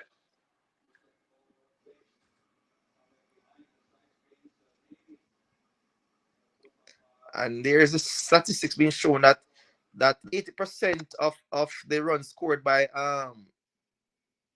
Yadav in this over 16 to 20 are boundaries. So we know that how dangerous of a player Sky is at this point in time, at this stage of the game.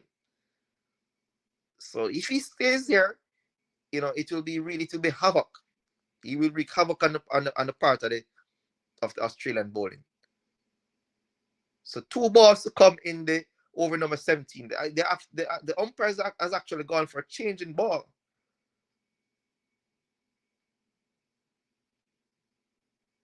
So Sky's on 15 runs from 6 deliveries. 181 for 2 in over number 17. Bowled by Adam Zampa.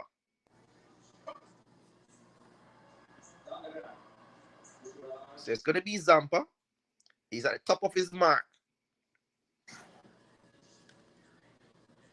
And here is Sky. And there's a lot of dew out there, and Zampa is just using the rag to try to get rid of some of the dew from the delivery. So Zampa tosses the ball from hand to hand. He's going to come into bowl to Sky. And here comes Zampa, bowl to Yadav, and Yadav is on the back foot, hitting that one to the man along on boundary. The fielder comes around, that's similar. They come through for 2 runs. The score moves on to 183 for 2, and Sky is back on strike, and he will face the final delivery from Zampa's spell.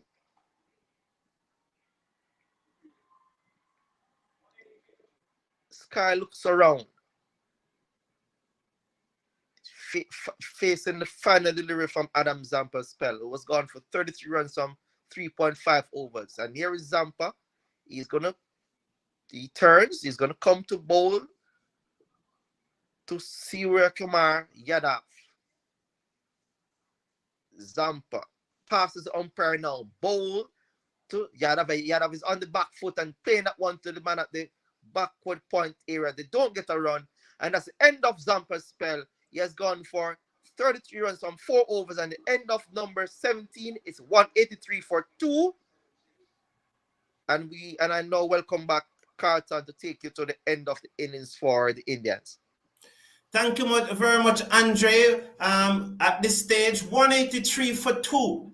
Coming up at 10:15, most of us in this community believe that Darren Bravo should have been included in the West Indies ODI team. At 10:15, we will be joined by Dwight Chattu. And Dwight Chattu is convinced that Darren Bravo should not have been in the team. And he will be giving his reasons why Bravo should not have been in the team. He and Andre will be discussing that issue at the lunchtime, at the change of innings break at 10:15. It will be a fascinating discussion. Don't miss it, because Dwight Chattu is coming with all barrel spinning, all guns blazing, why Bravo should not have been included in the West Indies ODI team. It's going to be epic. Join both of them then at 10:15. 183 for 2, Bobby. How many do you expect India to get from here? Maybe 210, 215 at least. I'd be disappointed with anything under 220. Ellis shot outside the half stump to Gaikwad, who cuts this away down to the backward point boundary. The fielder gives chase. The fielder at backward point dive to his right, got a hand to it, and they will come back for the second. Gaikwad brought up his 50 from 31 deliveries, 185 for 2. Tell us about that 50 by Gaikwad, Bobby. Yeah, pretty good 50. A little bit slower than how the innings is going, but nonetheless a pretty decent strike rate of 130. So, Jiswal and Ishan Kishan did what they're supposed to do. So it's a very good 50. Ellis bowled to Gaikwad short. He pulls. It goes high in the air. They're circling on it. Oh, it drops into no man's land. Oh, lucky there from Gaikwad. It was a short ball from Ellis. It was a little sharper. He tried to pull it. It got the top portion of the bat, very close to the under, and it balloons where a short mid-off would have been, or a straight extra cover, and they go through for a single. 186 for 2. Lucky for Gaikwad, Bobby. Very lucky. He thought he was gone. He was definitely walking. He thought he was gone, but yeah, this is the time now where he just has to go for it. With only 2 wickets down, you have to go for it. It's a shutter ball now. No time to throw up that ball. It must be a shutter ball right now. The Australian bowling under pressure. Ellis over the wicket. Down. Oh, that's a good delivery. Oh, wide signal by the umpire. I think that was dead over Miguel Stump, but it is probably over his head. Let's watch the replay. I thought that was a good delivery. It was short. Suryakumar Yadav did not play a stroke, and probably by he not playing a stroke suggested that it was high. 187 for 2. Yeah, I think they give that based on height. Yes, anything under 220 would be disappointed from here. But talking about under 220, we saw in the first match where Steve Smith got 52 from 41 deliveries, and he was a bit slow. Here is Gaikwad on 52 from 40 deliveries. Is he being very slow here? Yeah, I think he's been very slow, especially as from an opener, and they didn't really need to consolidate because Jaswal got them off to a flyer. So yeah, I think it's slow, Ellis moves into Suryakumar Yadav, who hit this in the air, just out of the reach of mid-on, running back, and they will come through for 2. So Suryakumar Yadav moves up to 19. So that one was pitched up. Seemed to be a slow delivery from Ellis. He hit it over the top. That's David, looks like, running back from mid-on. He never got to it, and the batsmen are back for a second. So let's watch. 189 for 2. Ellis in that style of his. Bowl wide outside the off stump to Yadav, who hit this high in the air. Will it fall into no man's land again? No. Brilliant catch. Number 77, that's Abbot, running back from cover, and he took a brilliant catch. 77, I think, is Abbot. Is it Abbot? Yeah, I think 77 is Abbot. I think 77 is Abbot. What a good catch it was, running back there, and he took a masterful catch. So there goes the Indian captain. He has to go. Oh, it was Abbot was coming into the ball. It was Stonis that took the catch. So we saw the 77, but it was not Abbot, but it was Stonis running back from cover. Good catch there by Stonis. Stonis should say, bowled by Ellis. So Yadav gone for 19. India 189 for 3. How will that affect the rest of the Indian innings, Bobby? I think they still have two good batters in Rinku and Verma, so they should be able to still get to 220, 215. What about the argument that Rinku is a good chaser but not a good setter? I think it's too much earlier days, to make that argument in his career. Just update on the score. The West Indies Academy at the drinks break have pushed on to 130 for 2. So they have yet to lose. Both batsmen have scored half century. Kevlin Andis is on 53 from 106 deliveries, and Teddy Bishop is on 68 from 108 deliveries. So they are 130 for 2. They are now trailing by just a mere 83 runs. So this is good going by the West Indies Academy, and long may it continue. 2.2 overs to come. And remember that Dwight Chatu will join us at 10:15. He and Andre will be here to have it out. And why Darren Bravo should have been included in the West Indies squad. Dwight Chatu will tell you, say, not at all. Rinku Sekers. Ellis over the wicket, ball to Rinku. We dab this into the offside. They go through for a single. The fielder coming in from the edge of the circle at the extra cover cannot prevent it. 190 for 3. So a good wicket there. A very crucial wicket at this time. It was wide outside the off stump. He has to fetch it from very wide. And it was a good catch by Stonis running back, Bobby. Yeah, very good catch. I feel like they missed a few, even though it won't go down as drop catch, but I think, they missed a few catches, but that was a very good catch by Stonis. Indeed, it was a very good catch. Ellis now passes the umpire and ball to Gaikwad, who has been there from the start, and he swings at that one and misses, his head turning. And Gaikwad seems a little unfit here because he's really breathing heavily from the mouth. He reminds me of the West Indies batsman. It's very surprising to see an Indian batsman breathing heavily from the mouth like that. Bobby, what do you think about the fitness of Gaikwad here? Yeah, I'm not too sure why. Maybe it's match fitness. Having not played in the World Cup, they were probably watching the World Cup, and he probably spent less time out of the gym. Yeah, and I don't think they were playing club cricket, so maybe that's just it. Got you. Maybe that's why. But the score is 190 for 3. We are in over number 19. It has been bowled by Nathan Ellis. 13 extras so far in the innings. The batsman out Jaraswal for 53, Kishan for 52, and Surukuma Yadav for 19. 2 overs to come. Abbot now to bowl his third over. 190 for 3. They might not get to this 220, which I'm almost certain they'll be disappointed about. We have seen Abbot bowl poorly. What do you expect from Abbot in this over, Bobby? He has not looked good. I think he's going to leak at least 10 runs. Yes.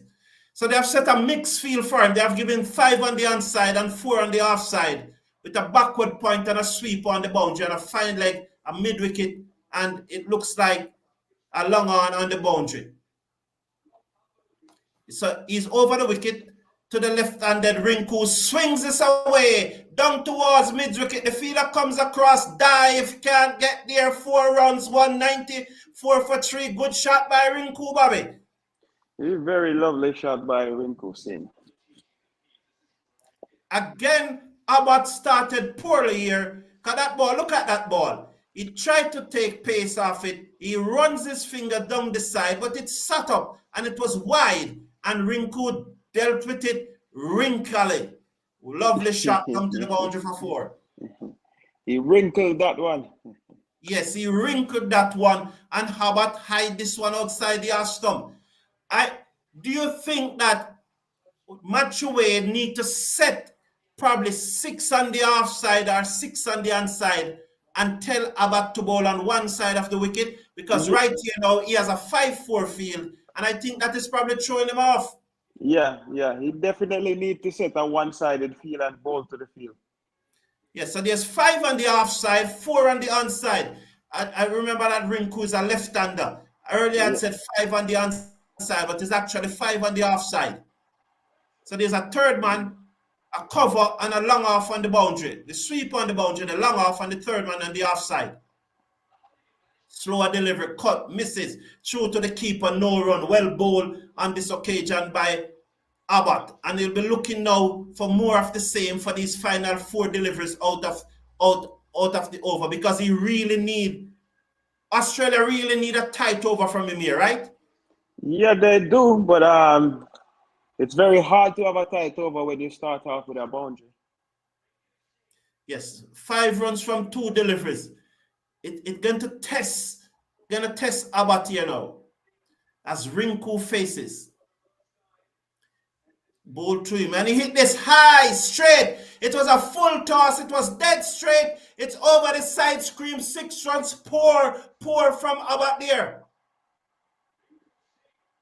Bobby? Yes, he hasn't been bowling great at all. You know, I kind of expected that. I would definitely not bowl him for the last over. I think Wade have to, find somebody to bowl for the last over. I think Nathan Ellis has 1 left. Isn't Nathan Ellis has 1 left? Ellis have 1 left. Yes. So Abbot had was to bowl this over because they played the 2 spinner. So it was either Abbot or Stonis. And I think that Stonis being the bowling all-rounder, they go with Abbot being the bowling all-rounder, they go with him. But that was a low full toss way up the pad, and Rinku hit it high and hard for 6. So 11 gone from 3 deliveries out of the over so far. He comes in again and he bowled to Rinku, and Rinku pulled away down towards mid-wicket. 4 more. Oh, Abbot is going badly here for Australia, and this is going to take India very close to that 220, Bobby. Yep, Abbot, I don't know. Abbot is definitely not bowling good today. Yeah, almost 50 runs for less than 3 overs.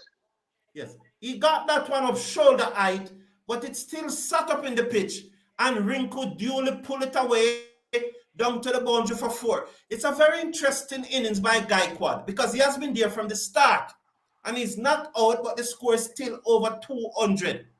Has he played his role, or has he gone too slow? Because he's exactly on the score that Steve Smith was blamed for. Yeah, well, if India lose this game, they're gonna say he played too slow. Yeah, I definitely think he played slow. Like I said, especially with India not losing wickets, we're ahead of the run rate. I think one time they were like at 13 runs per over. So I think he could have went, hard there. I definitely don't think T20 is a game that takes much consolidating, especially if you're not losing wickets. But that one from Abbot there, the delivery while they were talking there, a poor bit of feeling from the field that mid-off, and it went past him for 4. So one delivery to come in Abbot over. Not very often we see Steve Smith misfield. Yes. And a poor misfield like that.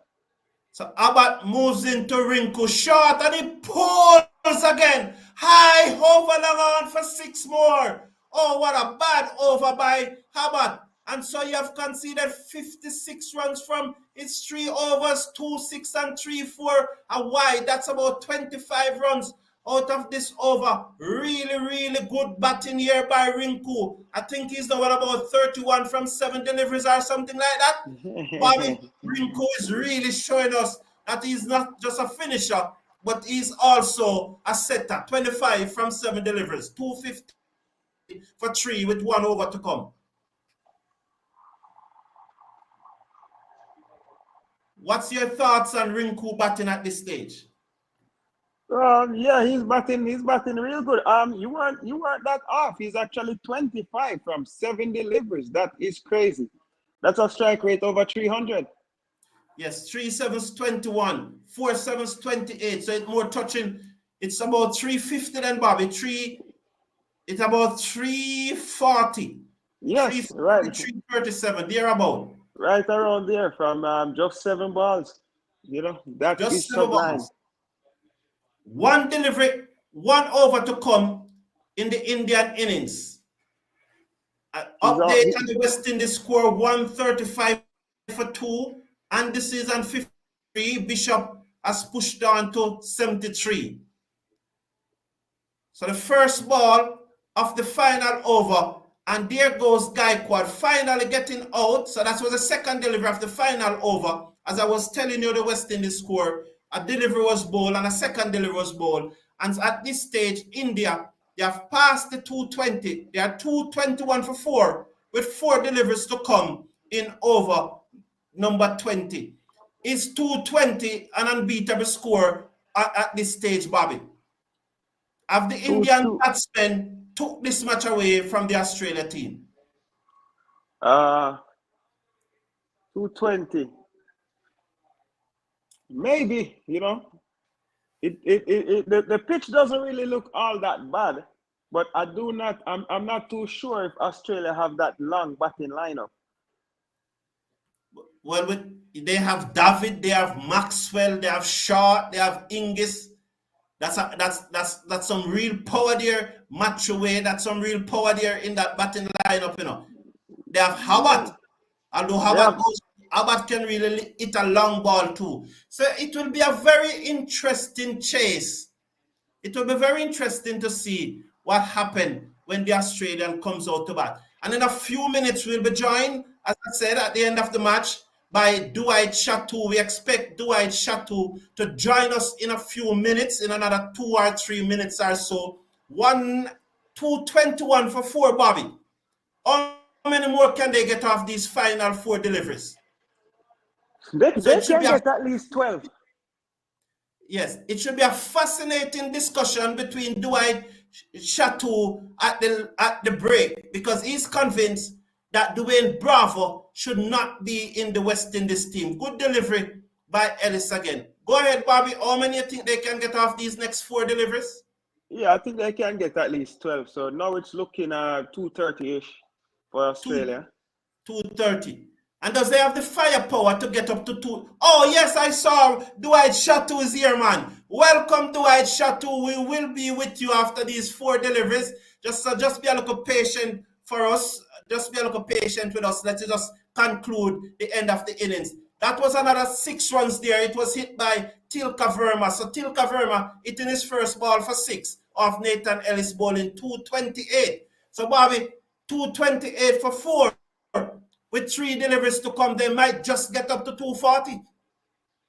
They might get to 240. Yeah, let's see if Dwight Shatu though. Dwight Shatu, do you think they can get up to 240 off those next 3 deliveries? They are what right now? I expect them to. You expect them to get up to 240? Yeah. Okay. So this is Rinku and strike. The left hand, I think, is Tilka Verma. Tilka Verma. There's a lot of promise for Tilka Verma. Ellis switched to over round the wicket, and that's a lovely delivery. It was a full toss. The batsman cannot get under it. He strokes it down to the fielder on the cover boundary. So good delivery there from Ellis. A 1 run off a delivery at this stage. Australia would love that. So it's 129 for 4. So maybe they're just not going to get up to that 240 unless they hit 6s. Go ahead, John. Come in. One of you can go ahead. I mean, it's still possible. Highly unlikely. Ellis just have to make sure he don't bowl a no ball. Yes. And Rinku hit these 2 balls for 6. So we are dead. Oh, we are 1 minute. We are 1 minute behind time, but they bowl these overs very slowly. Oh, that was a wide one outside the half stump, and he guided it away down to third man. Full toss, Bobby. You saw that was a full toss. 233. 233. Oh, it will be very interesting if they can hit this next ball for 6, and that will be 239. And Australia would need what? 12 runs and over to win? Exactly 12 runs and over to win. Yep. Very, very, very, very interesting. Very, very, very interesting.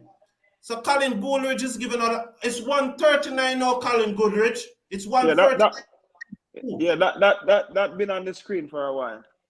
Oh, that's been okay. Good morning, Atina. How are you? Good morning. Welcome to the show, Atina. Good to have you here. Good to have you here. As the final delivery of the innings. Ennis round the wicket, ball to Verman, he swings it away. He never timed it that well. It runs down to the man on the deep mid-wicket boundary. They come back for 235 for 4. Bobby, what are your thoughts? Can Australia win this? And Shatu, I will ask you your opinion on whether Australia can get this total. Bobby, let's go first with you, Bobby. Australia definitely can get it, But yeah, I think it's gonna be tough, but they definitely can get it. It depends on the start that Steve Smith gets. Okay. Thank you, Bobby. I totally agree. It depends on the start that they have. They're down in the series, so you know that they're going to be going hard and trying to tie the series up. I think that they can get it, but it really depends a lot on the start that they'll get. Thank you. Good, decent comments, those. And when these totals are made, I always said, you cannot win this match in the power play, but you can lose it in the power play. You can be 4 down at the end of the power play. But if you are 40 without loss at the end of the power play, you still have a chance. So you can lose it in the power play, but you cannot win it in the power play. Thank you, Bobby. I will see you, Bobby, in the next 15 minutes or so. Bobby, so you can go and have a cup of coffee now and something to drink. Because I think you're probably still drunk from last night. Dwight, welcome to the show, sir. So joining us at this moment is Dwight Shatu, who is convinced that Darren Bravo should not have been included in the West Indies team. Also joining us at this time, which is probably a surprise to him, is his nemesis. One of his nemesis is Andre Douglas. So we'll have Andre Douglas and Dwight Shatu at this moment. Dwight, Andre is one of our resident analysts here, and so he's the one who's going to be carrying you through this 10 to 15 minutes or so on the Darren Bravo issue. Andre, it's over to you, Andre. Yes, thank you, Carlton. Yeah, morning to you, Dwight. Hey, morning, Andre. How you doing? Welcome to the Cricket Forum. Very, very well. Yes. Why am I not surprised that you're on the show this morning? Yeah. You know my position, and I know your position on this Darren Bravo issue. By the way, did I see correctly that that he has resigned? He has retired from international cricket? Yeah, I saw something that effect that he's taking a break. I'm not sure if he has is anything official that he has retired, but he said he's taking a break from cricket at this point in time. So I don't know what the final outcome will be if he will actually retire.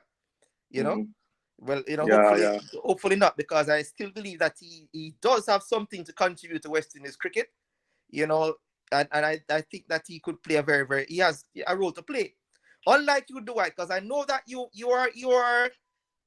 have a stance that Shatu, that Desmond Haynes did the correct thing by not selecting Bravo.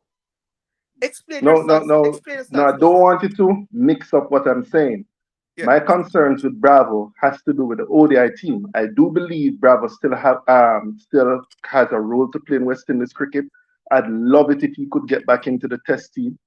And he clearly has a role to play in terms of mentoring young cricketers as well.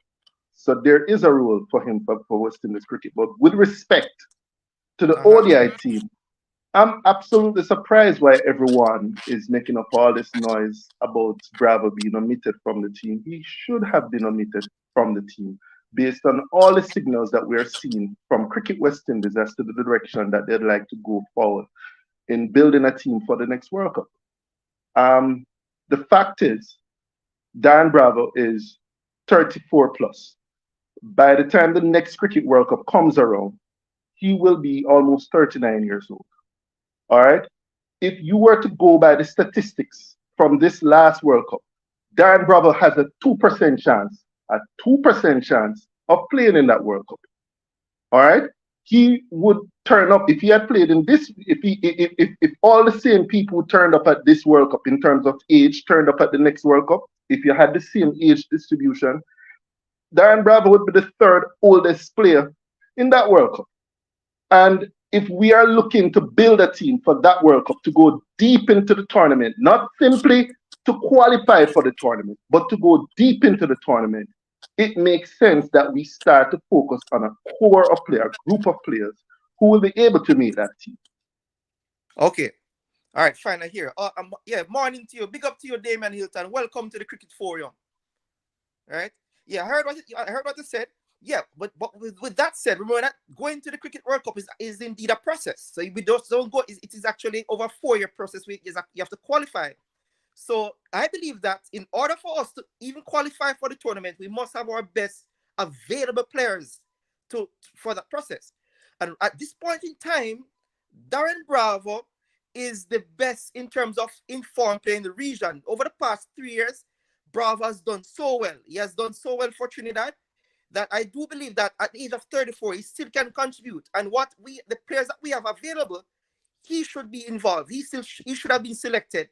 And I tell you something, Desmond Haynes himself said that from what, we have a very, the cupboard is pretty much bare, right? And at this point in time, the players that we have available in terms of experience, you have Pooran. Pooran has made himself unavailable for the series against England. So based on what we have available, Bravo should have been selected. Bravo should have been one of those persons to help to guide the youngsters, the younger players, the likes of the Athanays and the Carty. Yeah, because you need to have a mixture of experience and youth. That is very, very important. You want to build a culture of winning, And at this point in time, I think that Bravo can play a role. Well, Andre, let me finish. So it is just quite puzzling as to Desmond Haynes.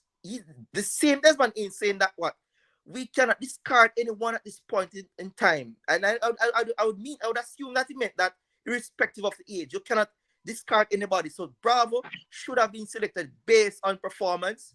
And I think that performance should have been is a key criteria in the selection of a team. Yes, okay. Yes, Satu. Okay, let's dispel this notion that Bravo has been very good at ODI cricket. Let us kick that out of the door because that is absolutely wrong. Darren Bravo has played ODI cricket for around 13 seasons. In those 13 seasons, he has averaged more than 34 only twice of those 13 calendar years, and I'm excluding the year that he was away from cricket. He has had a batting average that is greater than 34 only 2 times, and that happened in 2010, and that happened in 2013. The reality is, for most of Darren Bravo's ODI's career, he has averaged in the teens and in the 20s, and that's just a fact. All right. Let me read some stats from. This is Darren Bravo's batting average over the last 5 years. From 2018, he averaged 19. In 2019, he averaged 23.5. 2020, he averaged 21. 2020, he averaged 21. 2021, he averaged 33.8. And 2022, he averaged 12.6. 12.6. That was his batting average in 2022. This thing that Bravo does is that each time in regional, and if you listen carefully to what Selector Haynes said, he said that Darren Bravo has performed well at this level. And that is what we have noticed. he has performed well in regionals. But each time he's given the opportunity to play ODI cricket, he wets the bed. He messes it up. People are saying, for example, that he's in the form of his life. That's a lie. He was in the form of his life in the 2019-2020 season. He averaged 96. He made 481 runs. The West Indies selector said, come Bravo, come and play some cricket for the West Indies. He went, played ODI, and then averaged 21 over the next 11 months. Darren Bravo should be given the Devon Smith treatment. You're saying something, Andre. You looked as if you were saying something.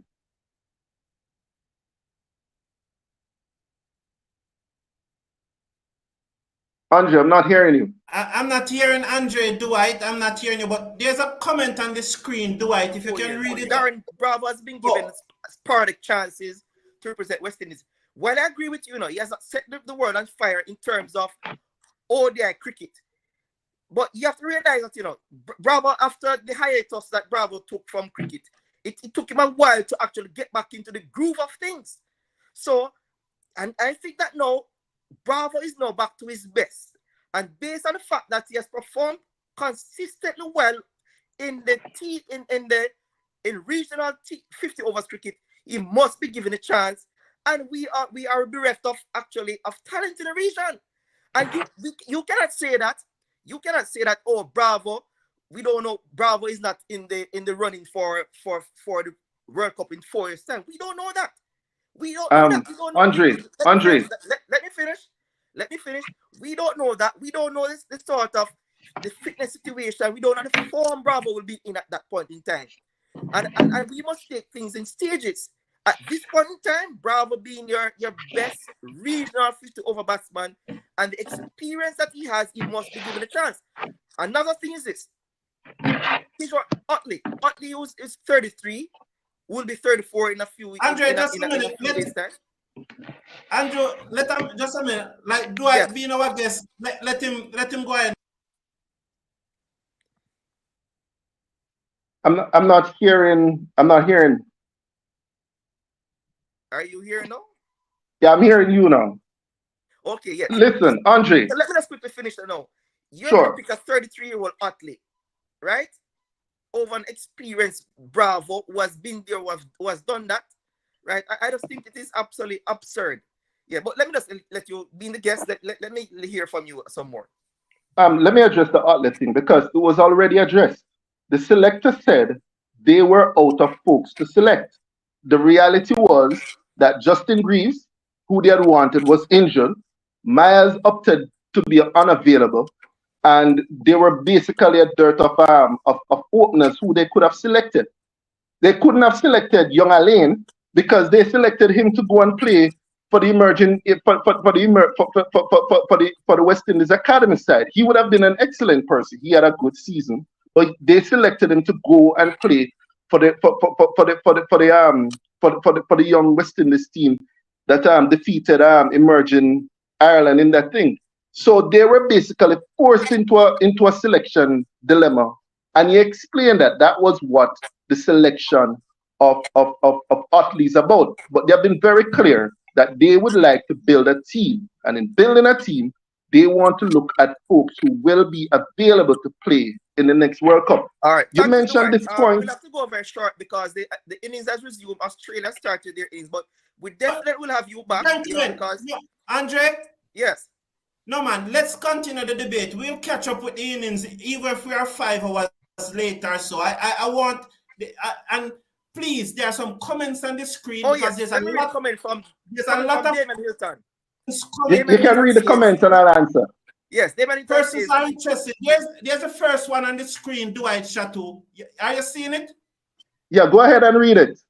All right. Andre, read it for Dwight Chateau because I don't want to interrupt you both. So, Andre, please. Okay. Yeah. It says that coming from Damon Hilton, we don't necessarily know if Bravo will play in the World Cup, but couldn't he help us qualifying while we also blood young talent? Can't the two things be done simultaneously? That's Damon Hilton a question from Damien. Thanks for your question, Damien. Yeah, that's an excellent question, Damien. But the reality is this: cricket is a unique sport. There are a certain amount of ODI cricket that is played per year, and the best way to blood players is to give them games. Cricket is not like football, where you can substitute players in the middle of the game and they can get a feel of the game. You have to, if you select that 11, that's your 11 for the game. And what we risk in doing by carrying Bravo along is that the youngsters who would like to blood would not be able to do it. Let me show you something that has happened, because I've said that Darren Bravo has been given a host of opportunities since he has been back. He has played well in regional, and each time it has happened more than once, it has happened more than twice. He has played well in regional. He goes up to play ODI cricket and he underperforms. And that has been happening for a while. And the selectors took an interesting decision.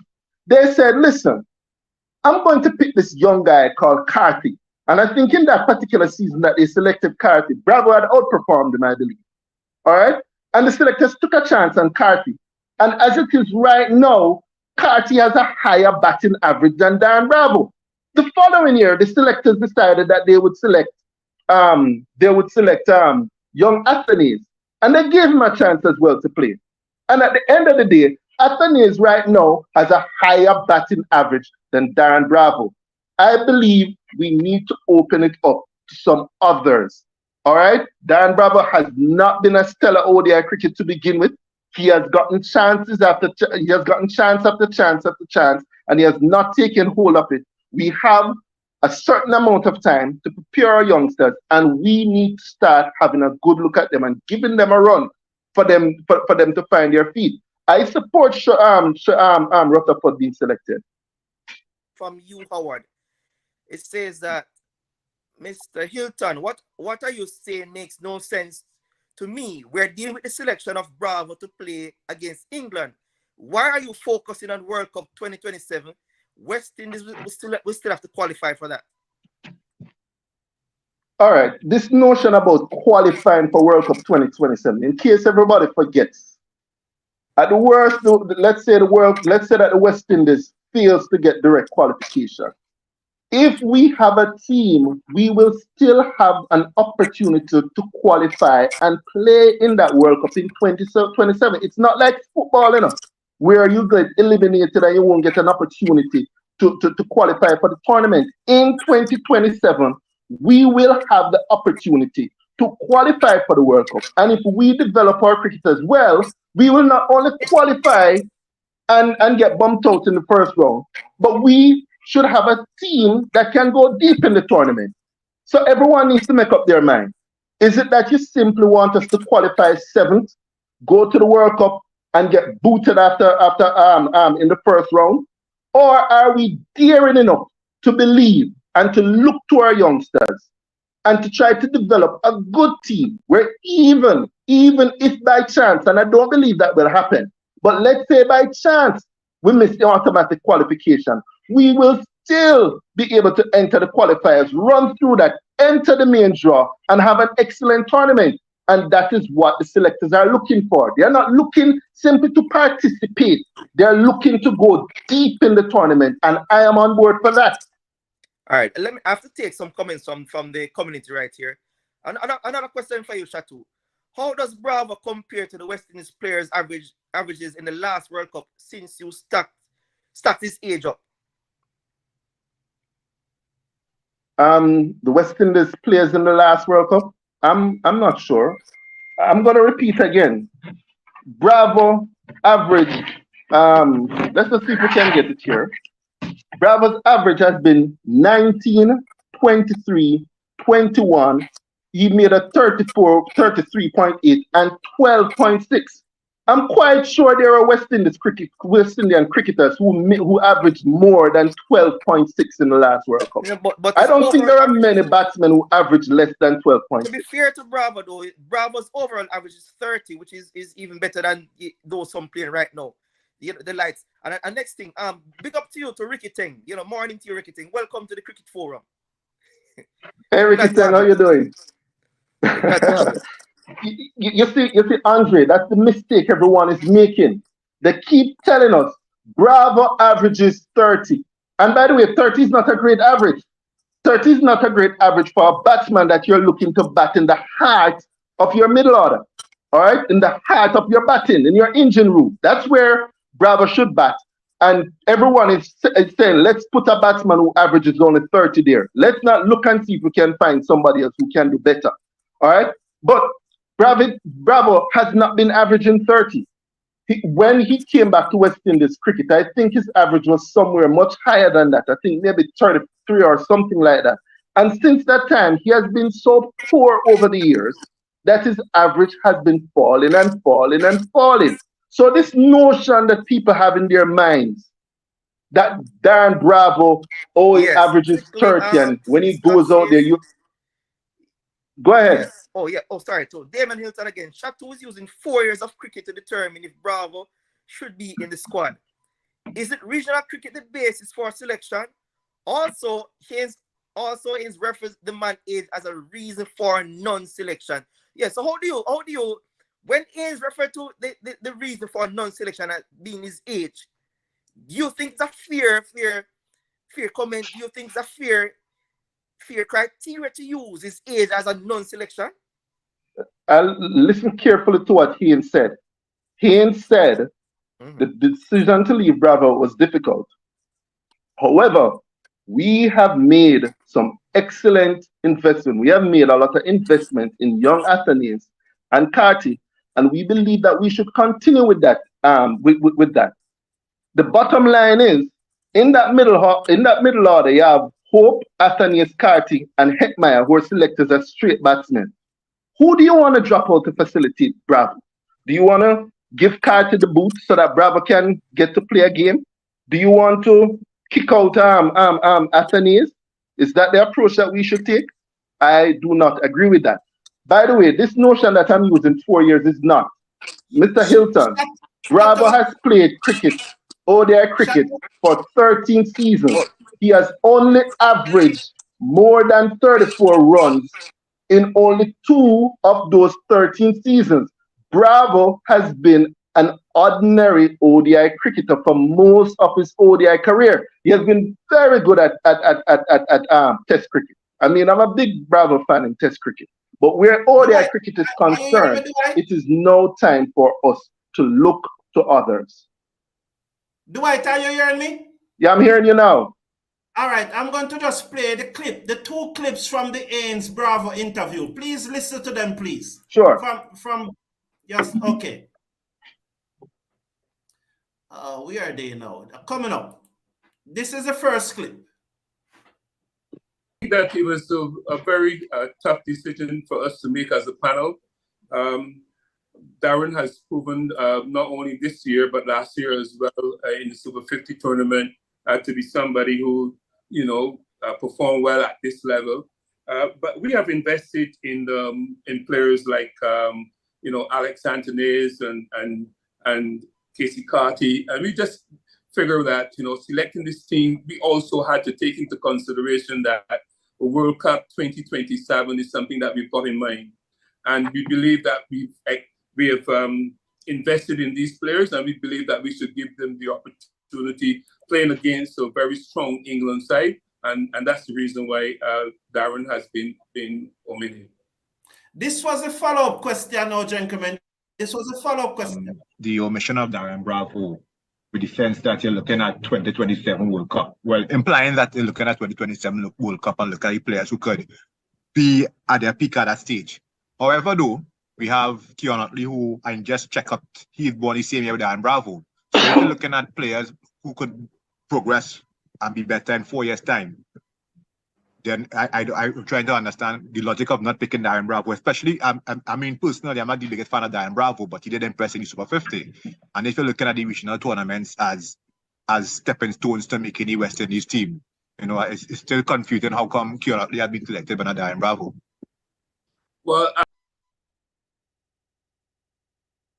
yeah, so I heard both of them, and it's exactly what I said.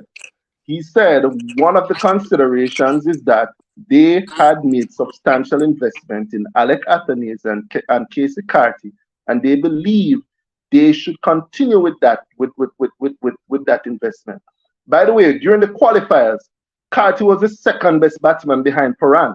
I think he averaged something like 50 something in the qualifiers where we failed to qualify for the World Cup. All right. So Carty has been given the opportunity to play ODI cricket. And in the short time that he has played, he has pushed himself to have a batting average that is now higher than Darren Bravo. I do not believe that player should be dropped so that Darren Bravo can have.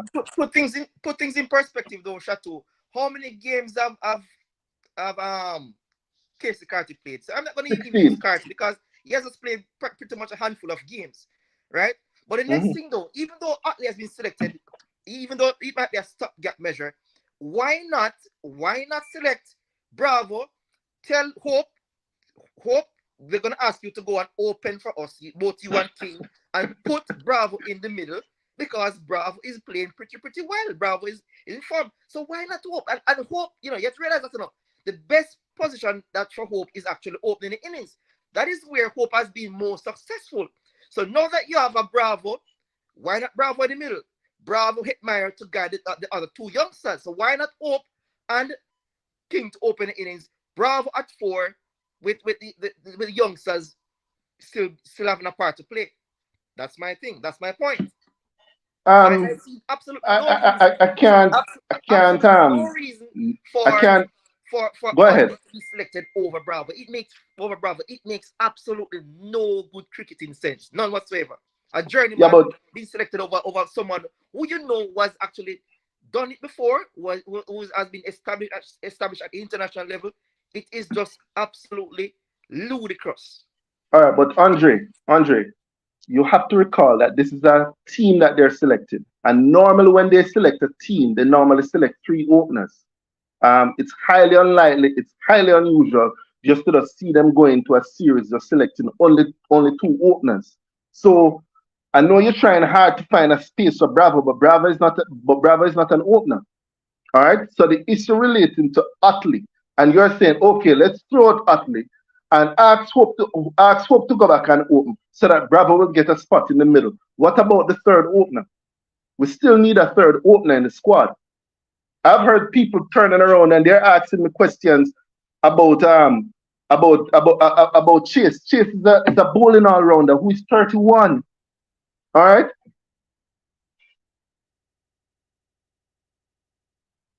I'm not hearing you. No, I'm saying if God forsake something happens to one of the openers, you don't need a third opener because you can easily get an opener from somewhere in the region. Is that like you're going on a tour? If they're probably going on a tour. No, Andre, that's not how it works. You don't need a third opener.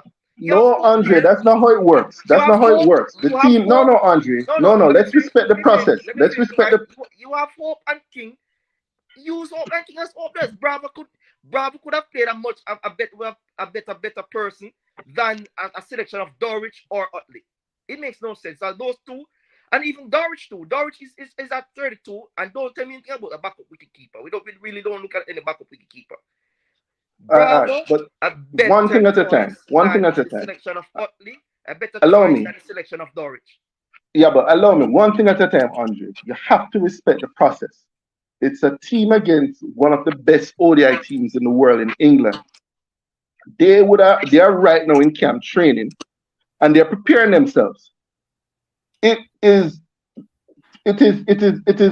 ridiculous to think that what you're going to do in case you have an injury is that you're going to pick up somebody right off the road and say, come and play for the West Indies with short staff. I mean, if that happened, we all would be laughing at them and asking them if they're idiots. All right? So the idea that you're going to go in with two openers, and if you lose an opener, you're then gonna call somebody into the side. So, these ODI matches are held pretty close to each other. That just isn't fair to the process and fair to the team in terms of the preparation required. In the region, and a lot of these guys have just completed the regional tournament, so it's nothing. I mean, it's nothing strange to see that you probably pick a person from, say, from Trinidad or from Ghana to come and play.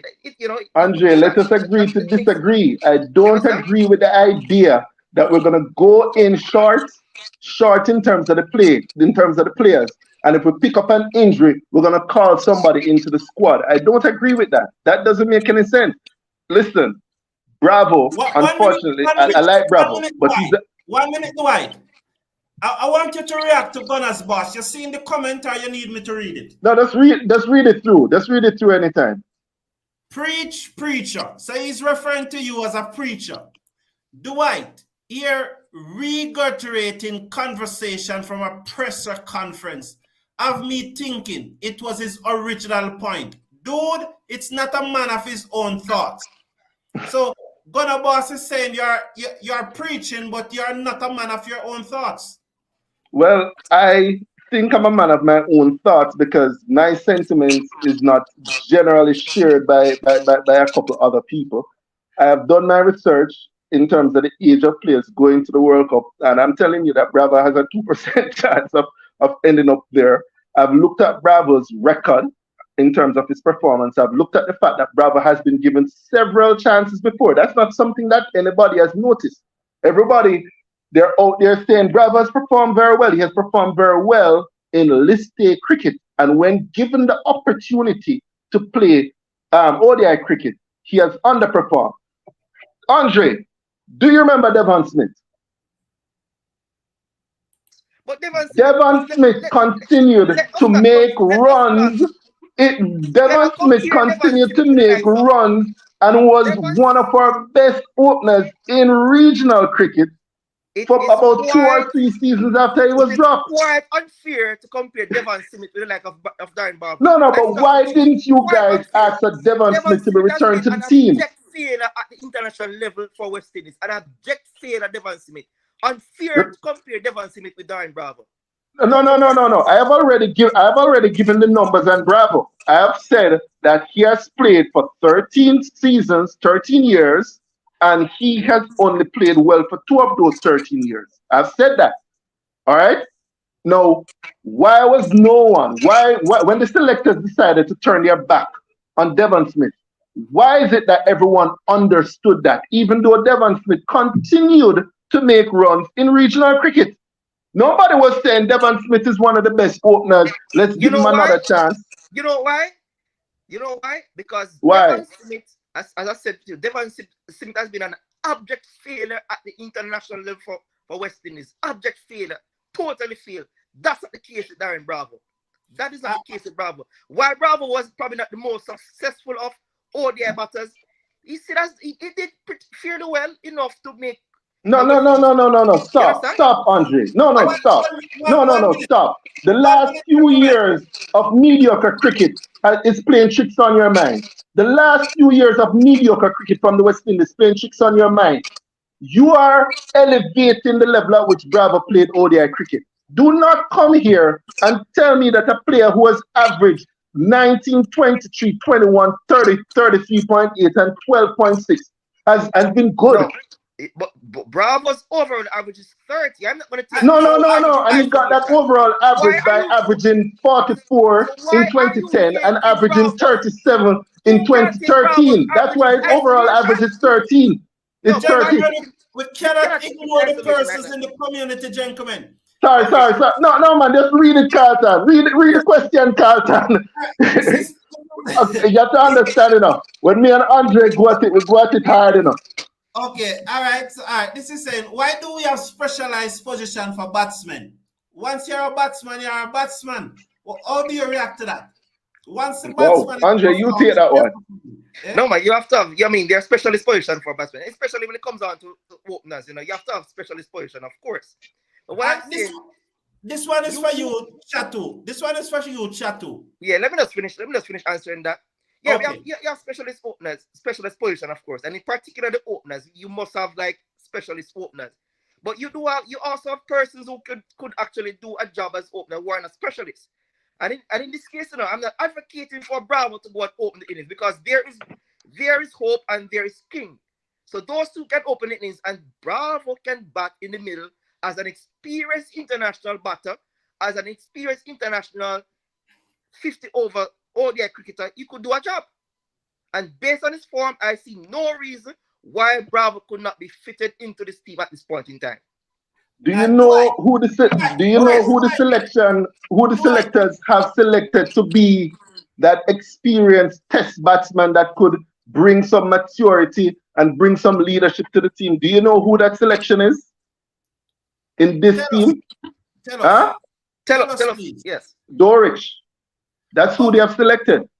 Okay. They have selected Dorich because of his test experience, because of the leadership he showed in leading the combined campuses, who really got a raw deal and should have gone through to the semifinals.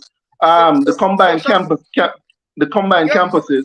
You are going to select Dorich, who has limited experience at the even in list A cricket. Dorich has limited experience and is quite an average batsman with who averages 22 with one list A century.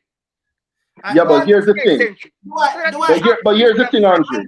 And Dwight, I'm going to put 3 questions together. The first one is on the screen, and I'm going to read the other 2. This one is from Merrick Murditt, and then Jamaica has 2 questions there.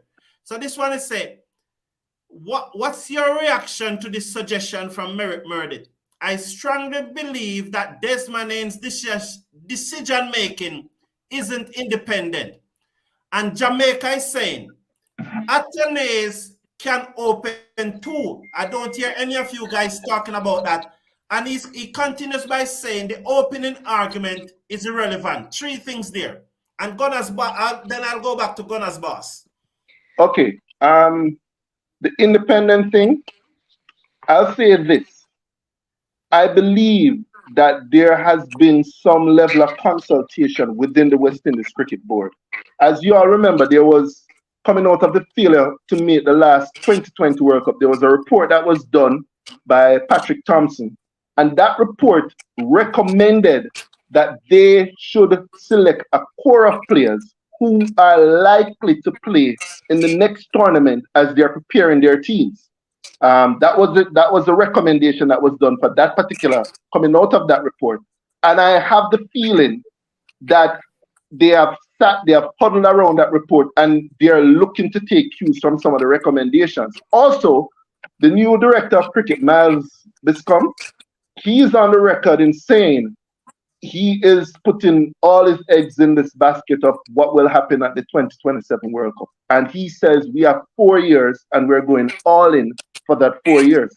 So I believe that between the report that was done and the direction, the strategic direction that the director of cricket wants to go, I think they have huddled with Desmond Haynes, Desi Haynes, and I think it's possible that Desi Haynes might have looked at what they're saying, and that has played a part in his selection. Andre.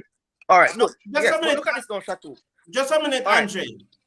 Right. And Andre, I'm going to give you your final comment. So make this be your final comment, and then we go back to Shatu for his final comment. And I do not know if Bobby wants to ask Shatu a question.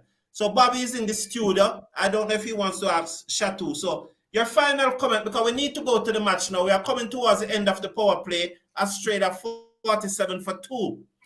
So your final comment, Andre, then Shatu, then if Bobby will have a question.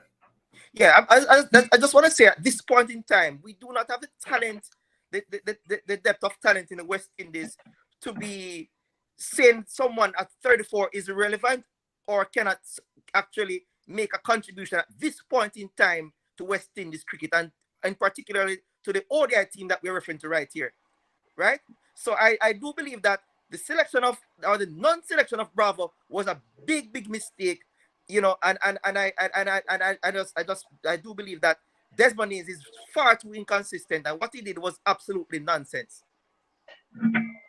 I believe if we ever get to the place of saying a player who has averaged 23.4 over the last 5 years, not selecting that player is a big mistake. Something is desperately wrong with our cricket, and our best chance is that we'll just be looking at qualifying 9th for the next World Cup. Because if we're depending on a batsman who has averaged 23 over the last 5 years, I mean, then we're in big trouble.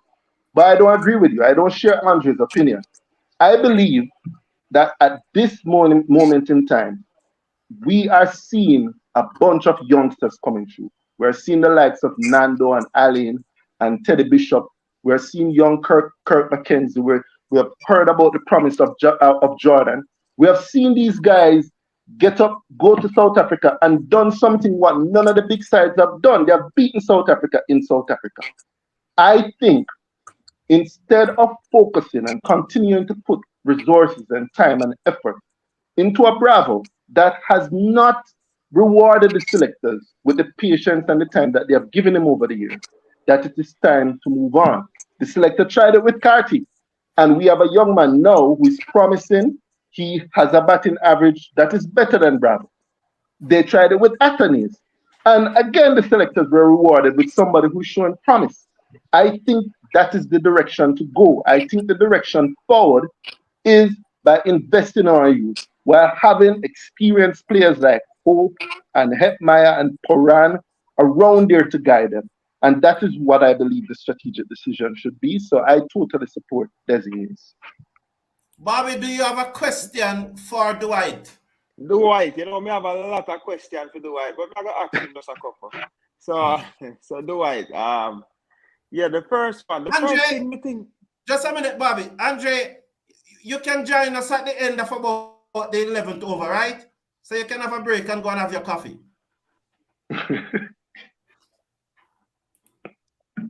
What you said, I didn't get that. No, I'm just saying, okay, you know, Dwight, enjoy the rest of the show, you know. Thanks for coming. Yeah, man, Andre, it was fun. It was really good. All right. Go ahead, Bobby. The first thing one, they have a word called transparency. You know, and if the selector, whatever the selectors are saying, we should not try to figure out. Them should tell us what the problem is. And one of the big problem why, you know, me and other people have is, you know, they're not being transparent. If you feel like Bravo is not good and he's never going to be a world beater, tell him. Or me, I would say, give Bravo these 3 games and said, Bravo, this is your career. Show us what we got, because you did score the most runs. And, you know, the thing that I worry about is message. What is the message you're sending to the other youngster? Because we have to remember, Hayden Walsh never get picked also. So it's the message that you're sending, because, you know, this guy scored the most runs. And yes, we know Greaves was going to be there, but then you go and you pick Otley, who is the same age, and he said, you know, it's because of age. So that's why we have to go with the Otley argument. No, man, I think we're looking at 3 different situations, from Haynes to Walsh to Bravo. With Hayden Walsh, you have to remember that they already have Carrier and they have who's the other bowler? They have Motley, who are already in the side. Carrier is a leg spin bowler. Motley is a left-hand orthodox bowler. They're both moving the ball away from the batsman. So why would you then go in and select Hayden Walsh? He acknowledged that Hayden Walsh was a difficult selection to leave out. All right? And he actually said that he would have Hayden Walsh train with the team. But I could understand a selector who has decided to go for an off spinner who didn't perform that badly as well, because I think I believe Chase got 16 wickets. The right things. Yeah, if I can answer that personally, yes. I mean, last season I was the first to go to Hayden when he lost his confidence, and I suggested, you know, get a camera, get someone to look at you when you're bowling and so forth, because I thought at the time that he wasn't bowling well and he just needed some sort of assistance from outside, you know, just to have a look at him. This year, I can tell you that I'm very impressed with the way how the ball was coming out of Hayden hand in this competition. And we even made a suggestion to the West Indies Cricket Board to have Hayden in the 16 practices with us. I think he's going to be in Antigua for the camp. So we were very impressed with Hayden. And then, as you know, Hayden also, well, he used to be a 2-dimensional player. Now he played very well, batted very well for the Leeward Islands, came in at some crucial times and you know, give Leeward Islands a really good partnership and get them off to a good start and get them off to some good runs. And we are very impressed with his batting as well. So yes, I say that Hayden was very close to selection, and I'm happy that he's got back his form. He's bowling well, and he's always going to be in our plans. Yeah, exactly. They're going to be having Hayden train with the team, and he acknowledged that the Hayden selection was very, very difficult. But I can definitely understand when you look at the bowling composition it would look a bit of an overkill to have 3 bowlers in your squad and all of them do the same thing by moving the ball away. With the Utley thing, I already mentioned the Utley thing. This was a forced selection. He acknowledged that this was a forced selection, and I don't think he's such a slave to the decision that you have to be a certain age. Where if a selection is forced upon you, then he will still be dogmatic and he will still stick to his policy of not entertaining anyone who is older. The problem with Bravo is that Bravo is batting in the middle and he has intense competition for space there. We're talking about Hope, Athenius, Carty, Hetmeyer. And he's lucky that Puran didn't make what was unavailable for this team, because Puran would be somebody else who would be competing for spot in that middle. So I think there are 3 different situations. The thing with Bravo is very tough about it, because you would want a player like that to still be involved in regional cricket. I think I'd like to see Bravo make a push to get back into the test team. You want to make a strategic decision, but you don't want to say something that will discourage the player and cause the player to say, listen, I'm not going to play cricket anymore, which he has done, which it appears that he might do.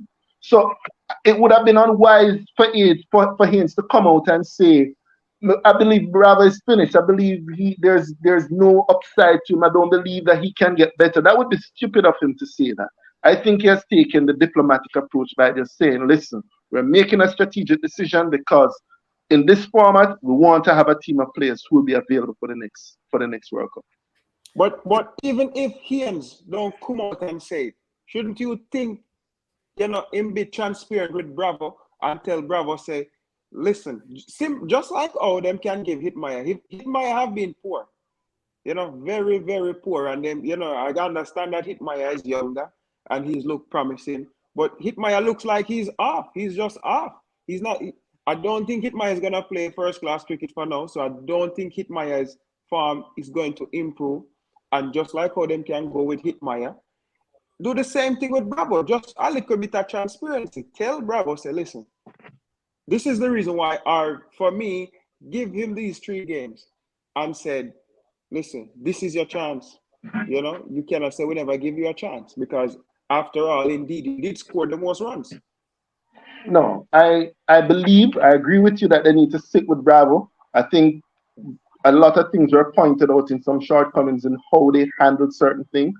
I think Carlton was right. Was it on this telecast or one before you mentioned how shabby the communication was with Rodman Powell, how shabby the communication was, I think, with someone else. And they need to sit with Bravo and have a long discussion with him and tell him exactly where they see him playing and what sort of future they see him having. I think he deserves that, most definitely. I don't think you need to tell a player, listen, we're going to give you one more chance. I mean, I've never heard that done. And I want to tell you that Hetmeyer is very close to the line. Hetmeyer was just brought in case we forgot, Hetmeyer was out of the team for a long time, and he just came back for the England series. If they had dropped him now, everyone in Guyana would be saying, man, they're wicked. They should give Hetmeyer a longer run. But if Hetmeyer continues to fool himself, he can find that he might be on the other side of the team. All right? So I think players should take heed that when they're given opportunities to play international cricket, it's not enough just to just think that you're going to just play a good season of first-class cricket or regional cricket. And when you get your opportunities at the highest level, then you're going to be foolish there. And then all you just think is that, oh, I'll just go back and just have another good season and then I'll be back in the team. I don't think that's how it works. All right? Especially when you have competition for places, especially when you have players who are showing promise, So I definitely agree that they need to sit with Bravo and talk to him. But I don't think this idea of telling players that this is your last series, this is your last chance. I don't believe you should put that sort of pressure on a batsman going into a series. I don't agree with that. I don't agree with that. One more for you, Shatu. Sorry about that, Bobby. Bobby, I'll bring back Shatu another time. I hope you are prepared to come back another time, Shatu, because anytime. I'm always flexible. Go ahead, read the question. This is the final one, and it's Damian Lilton again, your good friend. And I'm going to read Calvin Sanders' question too, 2 of them together. Chatu, I have listened to you articulate your selection process. but Desmond Haynes used none of your criteria. He used Bravo's age. Is Bravo age a good enough reason for non-selection? And Calvin Saunders is saying, you got that question, right? Yes, yes. Right, Chato? Yes, yes. And Calvin Saunders is saying, remember Clayton Lambert made his test debut at the age of 36 and played very well. And I agree with Clayton. I have said before, I believe that Bravo has an opportunity to contribute in Test cricket. I definitely believe that. Where you finish in the Test ranking table does something. All right. If you finish sixth or if you finish fifth, whether you finish third or seventh in the ODI table, that really is nothing big. And if you can't make it, if you have a good enough team, you will have an opportunity to qualify again. So I don't think they're the same thing. Preacher, I've said before, one, Desi Haynes said when he spoke about this matter the first time that he is looking to continue with the investment he has given to Carthy and Athene. That was what Desmond Haynes said. Now, everyone has gone up and said what Desmond Haynes said is that thing there's too old. The first point he made, which suggests to me that the option was either to select Bravo and to drop one of these two young men, or to continue with the investment that he has had in these two young men. And I believe we need to continue with the investment in these two young men. That's number one.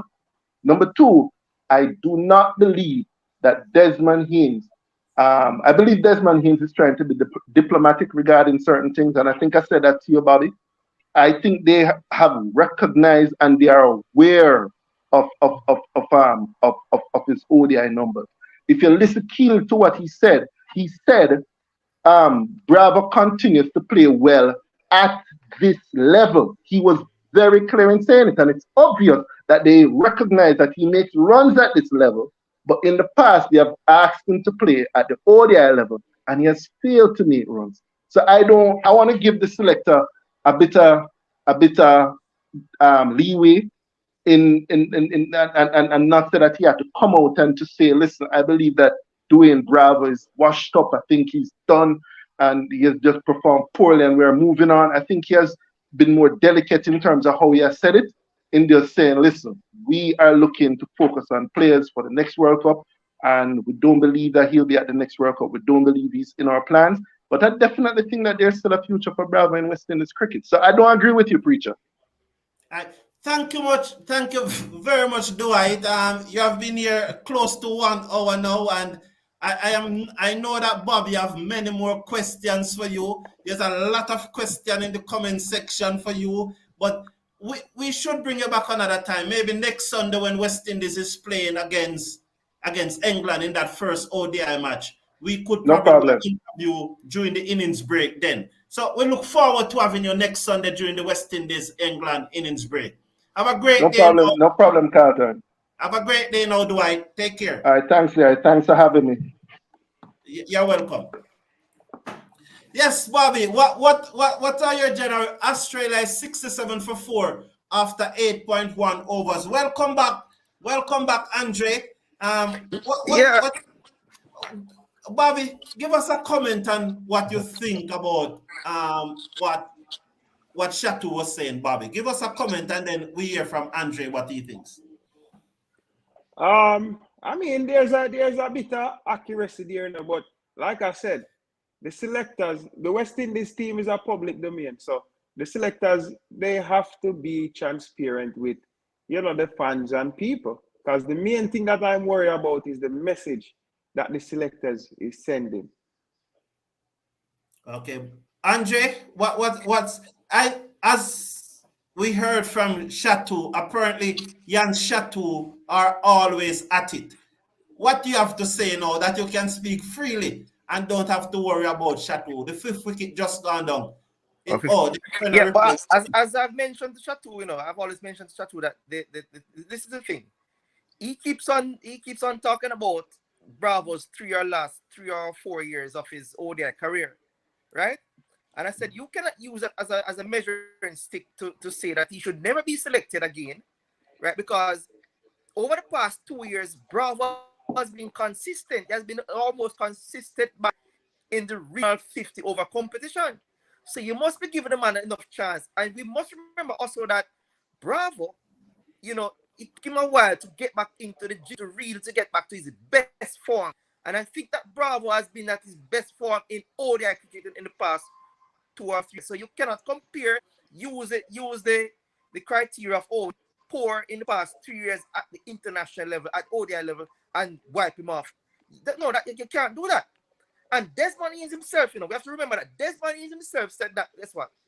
We have to pick our best players based on performance. So Shatu cannot come with his own criteria.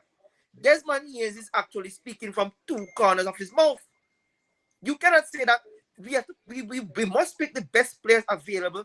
Then you're gonna say that, oh, we're moving on to just picking youngsters, looking at the fifth at the World Cup in 4 years' time. That can't work. You know, so we totally disagree. And I think that Shatu and I will never agree where this point is concerned with Bravo. But that is it. Thank you very much, Andre. Back to the cricket, but indeed it was a lively discussion. And Stonis is taking hold of Bishnoi here as he has hit his final 2 deliveries of this over. This was Bishnoi 3rd over. We have gotten 2 wickets and Stonis have hit those last 2 deliveries for 6. So Bishnoi have now taken 2 for 25 from his 3 overs. Australia 84 for 4 at the end of over number 9. So Stonis is here playing a brutal innings at this time with Australia 84.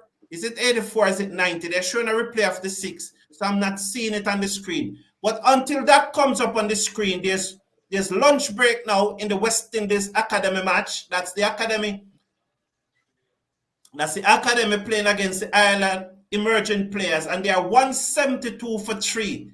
Matthew Foster, York Teddy Bishop when he was on 90. It was a lovely delivery. It dipped on him very quickly, and Teddy Bishop was York for 90. Kevlan Anderson is still at the crease. So at lunch, the West Indies Academy are 172 for 3. After 9 overs, Australia are 82 for 4, with Mukesh Kumar bowling over number 10, and the first delivery was swung away by David, 86 for 4. Gentlemen, does Australia has a chance in this match? I think they still have a little bit. Yeah, they still can win, but it's going to be very, very, very difficult. These 2 batters will have to stay there really deep into the innings for them to, to really come close. But if either of them go, I think it'll be very difficult. But it's still advantage to India at this point in time. Yes, Bobby?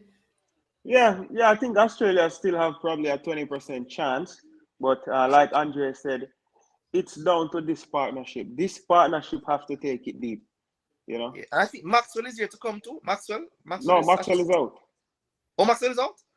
Yeah, Maxwell is out. Okay. Yes, Maxwell is out, and that's another drive by that's looked to be David. And so these 2 batsmen are playing a shutter ball. So I think the last 4 balls have been gone for 20 runs. 6-6, 4-4. So Australia not giving up here. They are looking to pull back this. So 2 deliveries have been bowled. Let's watch Mukesh Kumar bowl to David again, and he whips this away off his leg. Another 4. So that's 24 of the last 5 deliveries there. So that one was on his leg, and he whipped it away down to fine leg. Bobby, are they rollicking along now? Yeah, they're going along nicely, you know, but still a lot of work to be done by them. So they just have to continue. You know, these 2 look to be pulling back Australia in the game. So, but it's still a lot of work to be done. It was a no ball, Andre. Is India choking again as they did in the World Cup final? I mean, anything is possible, you know. We know that Australia is one team that would never ever gives up. So, you know, and David is one of those really, he's a fantastic T20 batter, you know. And we know that Stonis can hit the ball a long way too. So I mean, if these two bats way into the say 17th, 18th over, it's going to be a very, very close match. Okay, very good. Andre, do you know this individual? Because he's saying that Dwight is very controversial. Gunners Boss, welcome to the show, Gunners Boss. Nice to have you here. I think this is the first time I'm seeing this name here. But Andre, do you know this person? First time I'm seeing Gunners Boss. I'm not quite sure who is Gunners Boss. But welcome, Gunners Boss. Welcome, Gunners Boss. Really happy for you to be here. Glad you contribute. We really appreciate that. And you're always welcome here. Put it that way, Gunners Boss. You're always welcome. We're glad to have you here. He's saying that Dwight Chateau is always very controversial. Is that so, Andre? I mean, yeah, it can be very controversial, but Dwight Chateau is a person who is not afraid to express his opinion, you know. And oftentimes, you know, he will come with his facts. He's a very good person. I think he knows the game, and he's a good person to contribute to cricket and to other areas, really. Okay, Bobby, did you think that it was a good? Again, we need to respect each other's opinion, even if we doesn't agree with the opinion or the opinions. Bobby, do you think that he handled himself well? I think so. You know, I think so. I like a good debate. You know, and especially like Andre said, when you come with your facts and everything, you know, everybody cannot think the same way. And that's how it's going to be. Some people are going to go with Haynes, and some people are going to go with Bravo's side. So, you know, that's why we're here to debate. My grandmother told me a long time ago that if every girl was pretty, all of them would be ugly. So we just need, it's varieties, the dynamics, is the dynamics of life, and I agree with her. Mr. Casanova is saying that the West Indies Academy is going very nicely. 172 for 3. What you thought about that score? Very, very good comeback by Bishop and Anderson. Anderson looks very comfortable. You know, at first Bishop looked a bit shaky, but you know, I'll tell you one thing. Bishop has surprised me, and he should bat this way. He should bat like the way he bat, and you know, Bishop just proved the importance of first-class cricket. You know, and if our players were playing, even if they don't want to play test, play some first-class cricket. I like the look of Bishop. I think Bishop is a very, very good prospect, you know. And even Anderson, I've seen both of them, and they seem to you have something about them, you know. So I like the look of both of them, you know. And I must also credit Naeem Young, who was a captain. I think that he has marshaled his troops pretty well. I think he has led the academy team pretty well. Okay, so at the drinks break, Australia is 104 for 4 after 10 overs at the drinks break. So they need another 100 and how many? They need another 132 runs to win from here. Can they get it, gentlemen? Yes, they can. It's a very, very tall order. You know, it's a very difficult task, having lost 4 wickets in the first overs. If these two play, if they take to say 18th over, Australia will be very, very close, because they are very, very dynamic and they hit the ball a very long way. So it is still very much possible. All right. Going back to the West Indies Academy, Bobby, I am impressed with the batting. I'm impressed with how the guys batted yesterday, especially when the Ireland bowlers were seaming it around. They were not pushing at the deliveries. We bowled them out for 200 and something. 200 and how many? 23? About that. About 223. However, when that big partnership was going on, what I was not impressed with our bowlers, I never saw anybody coming and trying to bowl over pitching all the delivery in the same spot. And that is what I do not like. I want to see a man. I remember the days of Ambrose. Ambrose could just run up Glenn McGraw and those guys, even Pat Cummins, Just Azo, those good bowlers nowadays. Bumrah. They can bowl over by pitching all 6 deliveries in the same spot. Should our youngster be striving for that? Most definitely. You know, that's how you're gonna get good at the longer formats. You know, the only format that changing every delivery really works in T20 cricket. And a lot of people say T20 is not real cricket, but if you're gonna play the longer formats of the game, you definitely have to learn how to hit one spot for a very long time. Yes. Gunners Boss is making a comment here. I think I'm interpreting it as he's saying that we do not have any great batsmen. That's what I'm thinking. So that's what he said. Yeah, so we have to work with what we have. It is not like we are stocked up with batsmen knocking down the door. I think that's what he's saying. Now, Ricky Teng is saying, Andre, tell Arville that next time you talk to him, what you say about Chatu. Andre? Yeah, I don't get. Yeah, in what regard though? In what exact comment should I say? I don't know what he's exactly talking about. Okay. So Dennis Weeks is saying, good morning, Dennis Weeks.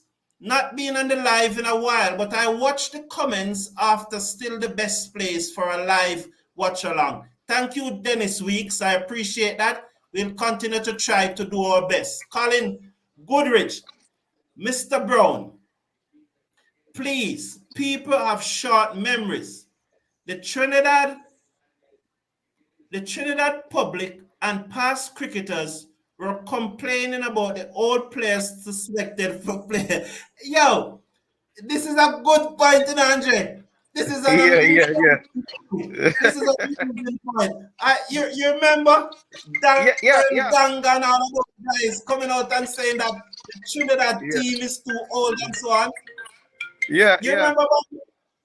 Yeah, I remember. This is an amazing point, Colin. And it goes back to what we say about the community, persons expressing themselves. Because this really put a smile on my face, Colin. It's a really, really good point he's making there. How do you react to that? Andre? You know something. I thought about that. About that. Because a lot of persons were saying that the Trinity team was far too old, for a lot of them to be playing in the List A cricket. So he does have a point. It's kind of contradicting that we actually say that we don't want, an old team, but yet still we're advocating for Bravo. But it's a bit different though. It's a bit different in the sense that the average age of the Trinity team is around 35. We're not saying that we want 4 or 5 34-year-old in the West Indies team. No, we're not saying that. But having a 34-year-old or two, nothing is wrong with that. So it's a bit different. We're not advocating for, say, a group of 34-year-olds, 35-year-old in the team. No, that's not what we're saying. It's a bit different from having the average age of players being 34, 35. Okay, Andre, Bobby and I is going to take it up to the 15th over. So after that, you come back and you and Bobby finish off the last 5 overs. All right, so you can have a look at break in the meantime.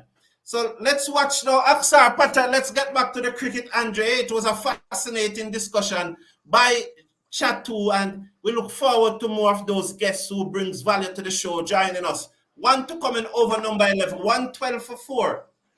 David on 29 from 15. Aksar round the wicket, ball to David, tight onto the stump, and he hit this down to the field and the cover boundary at the end of over number 11. 113 for 4. David is on 30 from 16. Stonis is on 23 from 13. The current partnership is 53. 113. And can Australia get up here, Bobby? They definitely can. Partnership is going at about almost 200. Right. It's gonna take some doing though from these two. I think these two hold the key.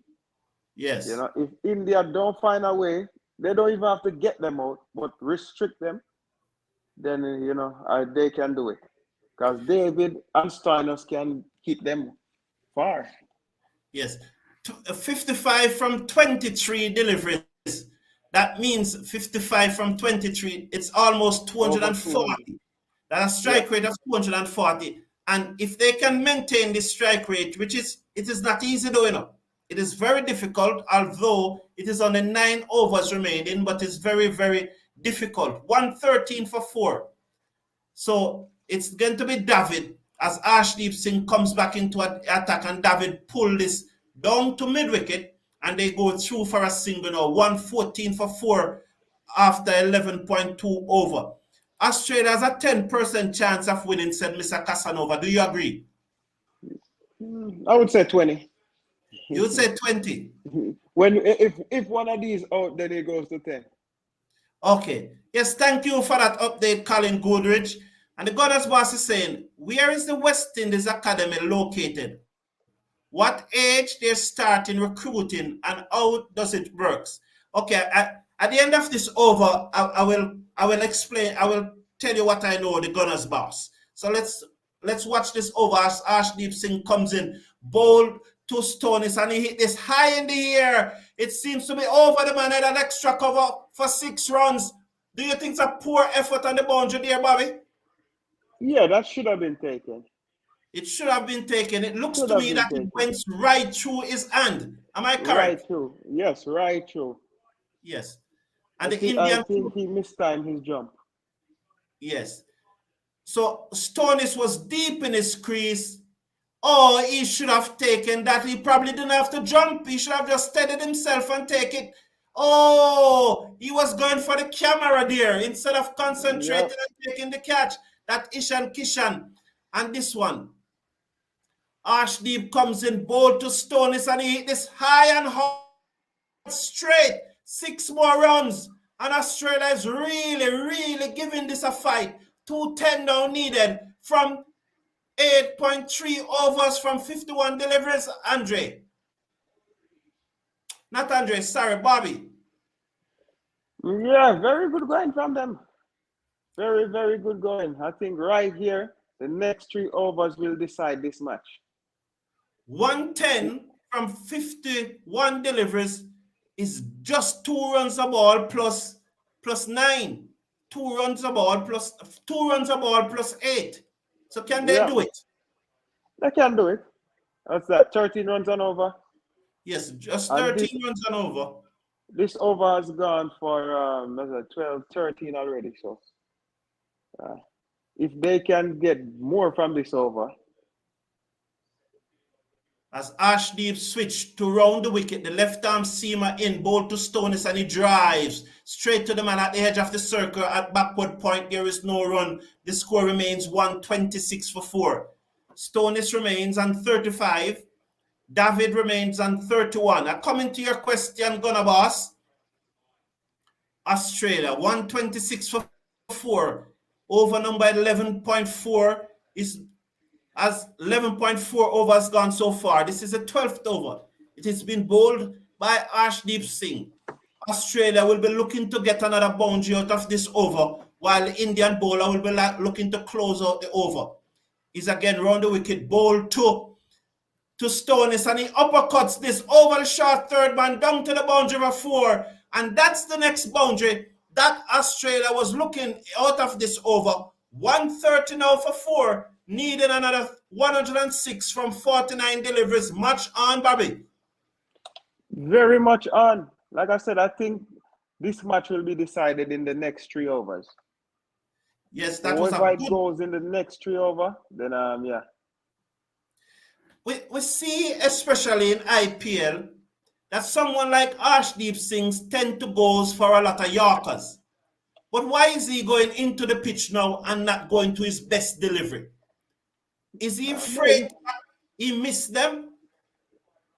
I think so, and maybe they feel like they still have a bit of cushion in the runs. So he went for it there. He misses it, but it was a low full toss. Stonis drives it down to the man on the cover boundary.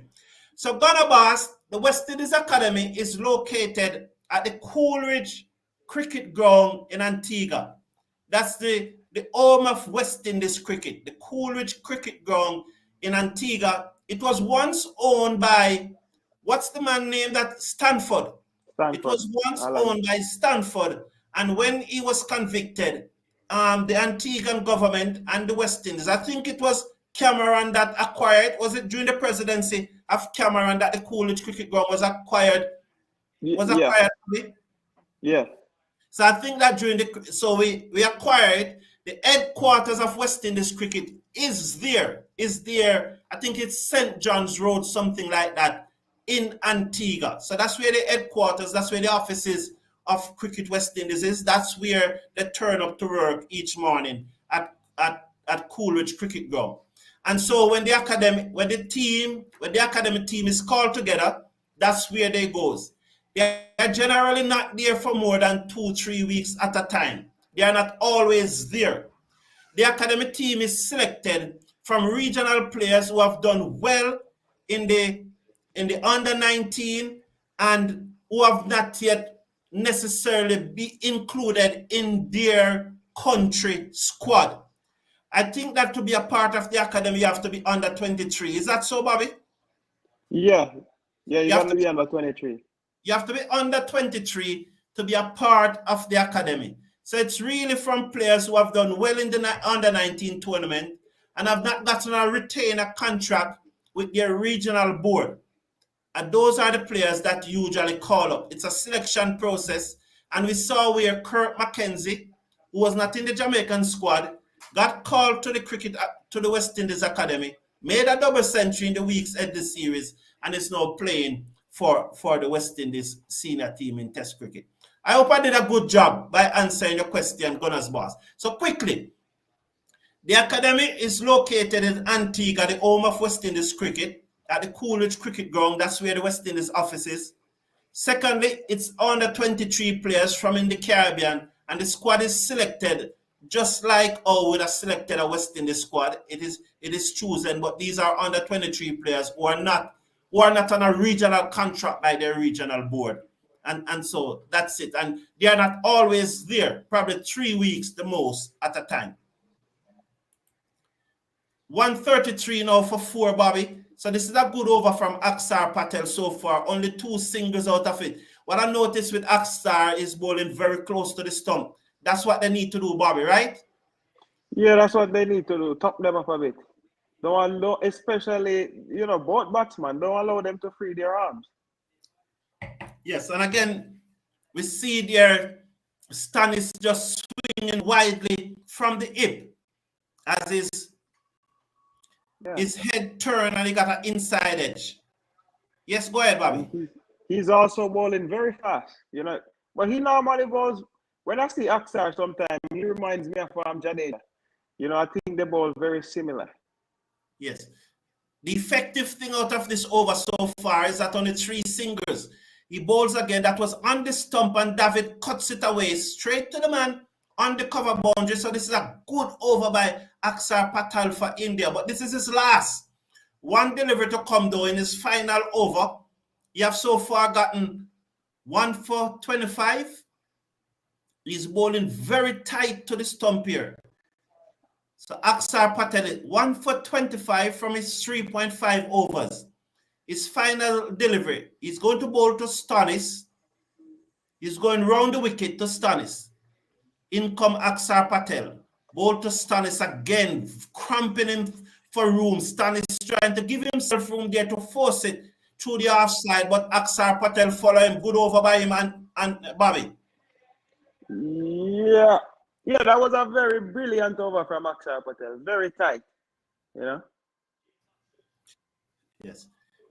Yes, so Ricky Teng is saying that Shatu has a lot to offer to cricket discussion. That is true, Bobby, don't? Yeah, I like people like Shatu, who have their own views and express their own views. Yes, and he's quite articulate. Yes, and yes. Debates are great because sometimes a person might point out a point that you did not see. Yes, but look at Colin Coolidge, because we totally forgot that the Trinidad public was up in arms when the team was selected, saying that it was too old. We saw even past players coming out against it, So it in itself is a controversy. Bishno is back into the attack, and immediately Stannis punks on that. David punks on that one and hit it away wide of long down to the boundary for 4. 139 for 4. This is a crucial over, Bobby. Yep, crucial. Australia should look to get maybe 15 from this over. 15? Yeah. But they will have to go at 15 for all the overs. Probably 25, I would say 25. Or 20. Pardon me? Or 20. Yes, they need 97 from 41 deliveries. Bishnoi 2 for 29 so far from his 3.1 overs. 139 for 4 is Australia. Bishnoi round the wicket, ball to David again. That's a googly. That was a better delivery. He tries to cut it away. Can't beat the man at backward point, and there is no run. 139 for 4. 4 deliveries to come in this over number 14. It is being bowled by Bishnoi as Colin Goodrich, you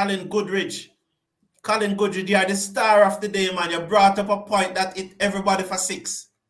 You know, the debate is good once you respect person's opinion, you know, and that's the key thing to it. Bishnoi comes in again, over the wicket, ball to David, who hit this high in the air, straight to the man at long on, who took the catch, and Bishnoi picked up his 3rd wicket. And that's the thing when you have to go at so hard at every delivery. David gone for 37 from 21 deliveries. Well bowled, Bishnoi, Bobby. Yeah, I think this is the game. Well bowled from Robbie. So I think Australia, it might be too much for them right now. And very interestingly, that over from Aksar Patel just now, that went, I think, for only 3 or 4 runs, 4 single, would have put pressure on the Australian batsmen, forcing them to go harder than they want to go in this over. So he's gone for 37 from 22 deliveries, a strike rate of 148. Not bad, but Australia was expecting more. I was looking more from him. Yeah, it's not bad, but it's a lot of runs on the board, so yes, he had to go hard. Do you think now 2 from 2 is India saying them to themselves, let us win this match on Tuesday and see if we can give them a 5 love? If India should win again Tuesday, definitely England would want would want to give them a 5 love.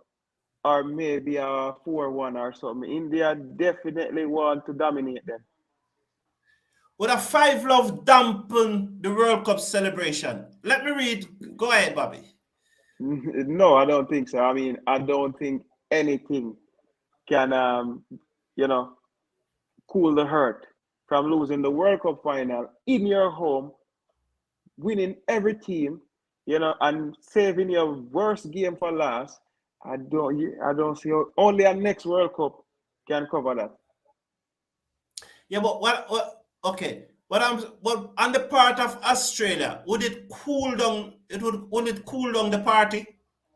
No, I don't think Australia would care that much. Okay. They have the World Test Championship, then the World Cup. Because when Australia lost the first 2 games, even many Australians did not believe that they could run. They're like, let's just rebuild. So having come and win the World Cup. I believe that. Yeah, you believe because the difference with me is I go on all these sites. That is the beautiful thing with the age that we're living in and technology. That's one of the things. You can go and interact and see what the other people are saying. And when Australia lost their first 2 games, a lot of Australians weren't convinced that this team could have won. And so I don't think they'll mind that, they'll pay that much attention if they lose 5-0. Thank you. 141 for 5. 1 delivery to come in over number 14. So Bishnoi have picked up 3 wickets as the Ireland and the West Indies Academy teams come back out on the field to continue their match after lunch. 141 for 5. Match away, the captain is on 1 from 1. Stoneys, Wade face up to Bishnoi. His final delivery, he turns this into the onside. Bishnoi gave chase to the edge of a 30-meter circle. The batsmen go through for a single. It's now 142 for 5 after 14 overs. this match is done and dusted, Bobby? Yeah, I think I don't see Australia coming back. I think, especially if India delivers another killer over under 10 runs. Okay. We appreciate your comments. Colin is thanking us. We appreciate your comment also. But Colin is saying again, we do not need another Devon Smith who dominate regional cricket and never contribute to the West Indies team. Is this a similar scenario with Darren Bravo, Bobby, or is it a different scenario? It could be. It could be. But I mean, over the last couple of years, I think Bravo, I think you can change. Anybody can change at any time. And over the last couple of seasons, Bravo just have looked, a different player. Maybe he said to himself, maybe I'm not going to break into any T20s. This is my thing. I just want to go back in the West Indies for, 3-4 years and, work on his status. Yes. But what about the viewpoint that some would say that if Bravo had T20 contracts, if he was getting T20 contracts all over the world, that he would not want to play cricket for West Indies? I believe that. You believe that? Well, this is the thing. I believe Big Bravo, would encourage him to do that. But I believe that because, before T20s, I never thought that Dwayne Bravo would run off. And I think he was always wanted to play for West Indies. So, I can see that view.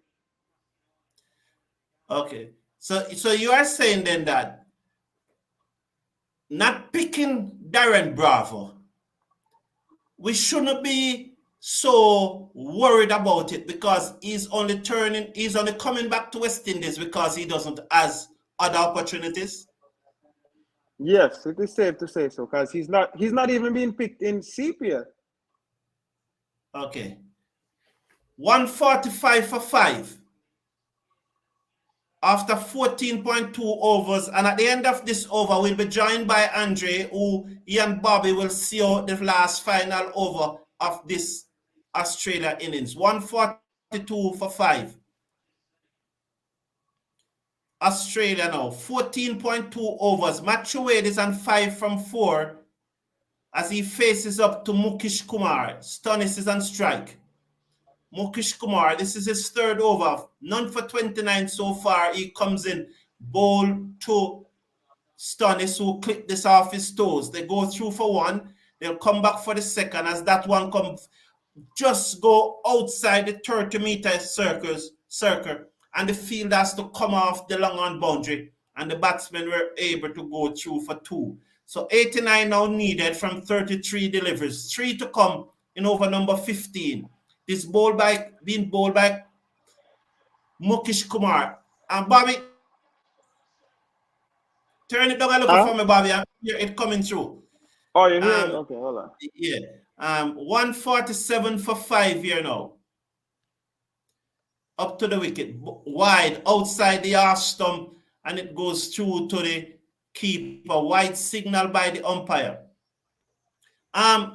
You look at Mukesh Kumar bowling, and you remember in the West Indies, he was literally stopping at the crease. You realize I noticed that. You realize he's not doing that now, though. I noticed that, I was looking at it and I noticed he's not, doing that little pause thing. Yes. And it seems like these things, sometimes I'm the only one who is calling them out. 173 for 3 is the West Indies Academy. Kumar over the wicket, bowl to Stonis in the slot, eat this high in the air. The fielder comes around, took the catch.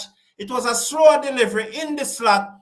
Stonis saw it in the slot and looked to hit it away out of the ground, and he's gone. So Stonis gone for 45, and India now are sensing victory, Bobby.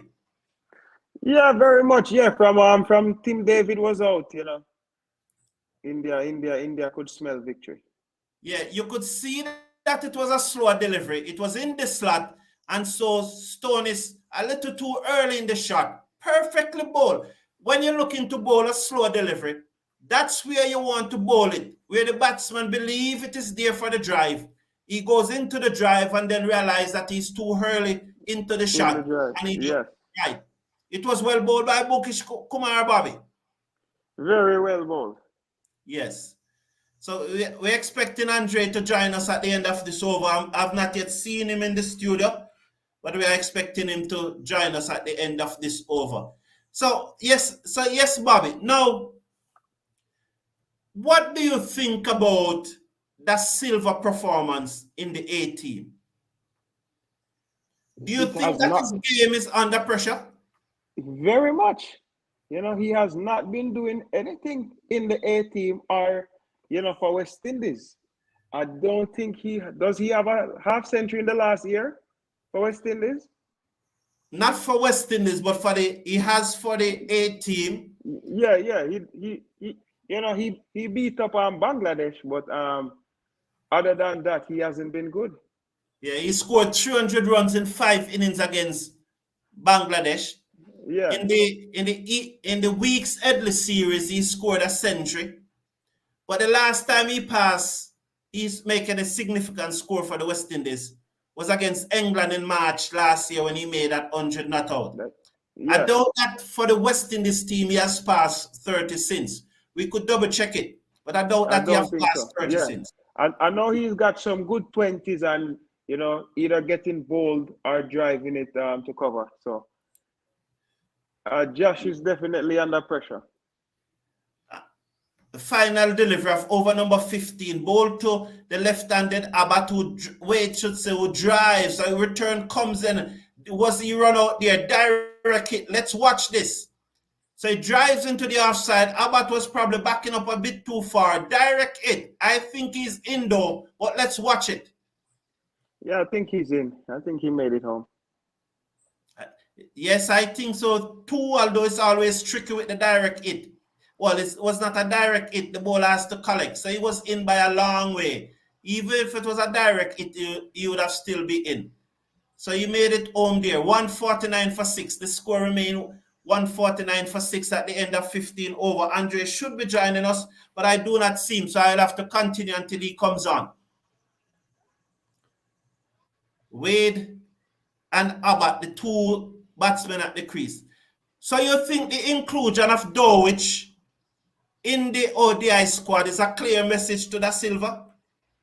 Yeah, I think so, because Desmond Haynes did mention that, you know, Dowich is a good test player, you know, and so I think, you know, it's an indication that, listen, if you don't perform well, Dowich is going to take your game. Because I think Shea Hope, you know, told them that he cannot keep in test match anymore. Let's watch. Pradesh comes in now to bowl. To Abbott. Bowled. York is York.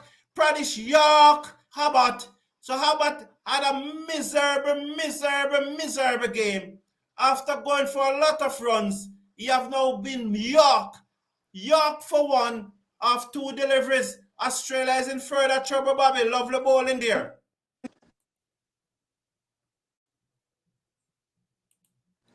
Bobby? Yeah, you can hear me now? Yes, I'm hearing you. Go ahead. What a delivery, please. Yeah, Australia is in big trouble. But I knew ever from that David dismissal, Australia was gonna be in trouble. So this was the inevitable. Yeah. So Abbott, who went for 56 runs from his 3 overs, was just York for 1 after facing just 2 delivery. It is a day that he will want to forget. It was a very miserable day for Abbott. Bobby, do you see him playing in the 3rd match? I can see him playing. I think this squad. I don't think Australia would like if they get 5-0, but I don't think they care about it that much, and they want to give players like Abbott a chance, who did not really get a chance. This one is turned in the onside by the new batsman. Let's look and see who's the new batsman. Nathan Ellis is the new batsman. He's off the mark, and as Australia now moves up now to replying to 2 35 made by India. They are 151 for 7. So Nathan Ellis is off the mark, just turning that one into the onside. It was a lovely Yorker by Pradesh Andre. Bobby. So we lost Bobby there for a moment again. Probably we got a phone call. 150 for 7. Nathan Ellis, as we watch now, match away to be taking strike from Pradesh Krishnan. You just watch him there. So he said that Da Silva and our test vice captain not scoring any runs as Wade hit this over the top, down towards the fielder on the cover boundary. We lost you there for a moment, Bobby, but welcome back. Yeah. Yes. So Ellis comes back into strike. 151 for 7. This is over number 16 is being bowled. So Mr. Casanova is saying, Andre, that Da Silva, our test vice captain, is not, and our test vice captain is not scoring any runs. Is Blackwood game under pressure also? Yeah, if he does not score in Australia, his game is under big pressure. But let me tell you what is going to happen in Australia. And that was a Yorker. Ellis swings and misses, and it misses the stump. It goes through to the keeper, Kishan, and there is no run. 151 for 7 after 15.4 overs. Let me tell you what is going to happen, Bobby, in Australia. Blackwood is going to score a big score, maybe an 80 at 105 or so on, and secure his game for the England tour. He always does that, isn't it? Yes, he always comes up with a score. He always comes up with a score when he needs it. It reminds one of Carl Hooper. You know, Carl Hooper always comes up with a score when there's talk of him dropping. But should it be a case where West Indies demand more from Blackwood and saying, Blackwood, this one score per series not going to work anymore now. You need to give us some more. Yes, if they have any ambition of doing good, they have to demand more than, one good score a series to keep your spot. Yes, indeed. So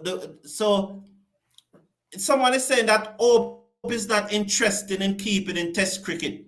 So maybe that's why Dowich is back into this team. So clearly Hope and Pooran is not interested. I'm always of the view that 152 for 7 would want to come in over number 16. The West Indies Academy really looking good here now. They're still, I would say, in the ascendancy at 177 for 3. And Kevin Wickham looks like he wants to bat today. Kevlan Anderson is on 65. Talking about Kevlan Anderson there, what a disaster with the visa thing. Bowled. Ellis is bowled by Kishan, and the end is coming very, very quickly for Australia here now. They are now 152 for 8 as Ellis lost his leg stump to Kishan. Another good delivery from Kishan, Andre and Bobby. Yep,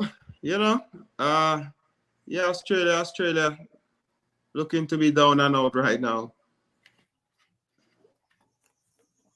Yes. Should they look to bat out these overs? They cannot win the match from here. 4 overs to get 84 runs. You have to be scoring 20 runs and over, or that's not the Australian way. They believe that they can get the 20 runs and over, Bobby. They believe that they can win, but I mean, for me, nothing is on the line, so just go for it. Yes. All right, let's see what Colin is saying. Mr. Brown, you are correct. I support you on your comments. Darren Bravo went to India for IPL and did selected to play 1 game. After that, Darren Bravo cricket finished. Cannot bat good pace bowling. So I think Colin is saying that he's agree with the position that if Bravo had options, he wouldn't want to play for West Indies. I think that's what he's agreeing with. Yeah. I think he's talking about that time that Bravo went to the IPL, with Pollard and Big Bravo, and he did not play a game. He sat the whole season on the bench, and after that, nobody kind of picked him up. So very, very, very, very interesting. And Mr. Blackwood always secure the bag when it matters. And that's the point we are making, eh? Yeah, it's all over for Australia. It's all over for Australia. 154, 153 for 8. 153 for 8. It's all over. I guess Andre probably is a bit tired and that's it for him for the day. But he needs to come up and finish it up this now. What are your thoughts on the Kevlin Anderson situation?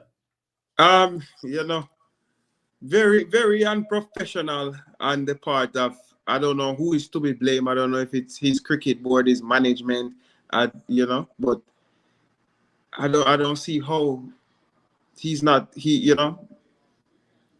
Yeah. Hello? Yeah, I can hear you. Yeah, man. Go ahead and finish your comment. Yeah, like I'm saying, I don't understand what's going on. Like, how can they mess up something so easy? Yes.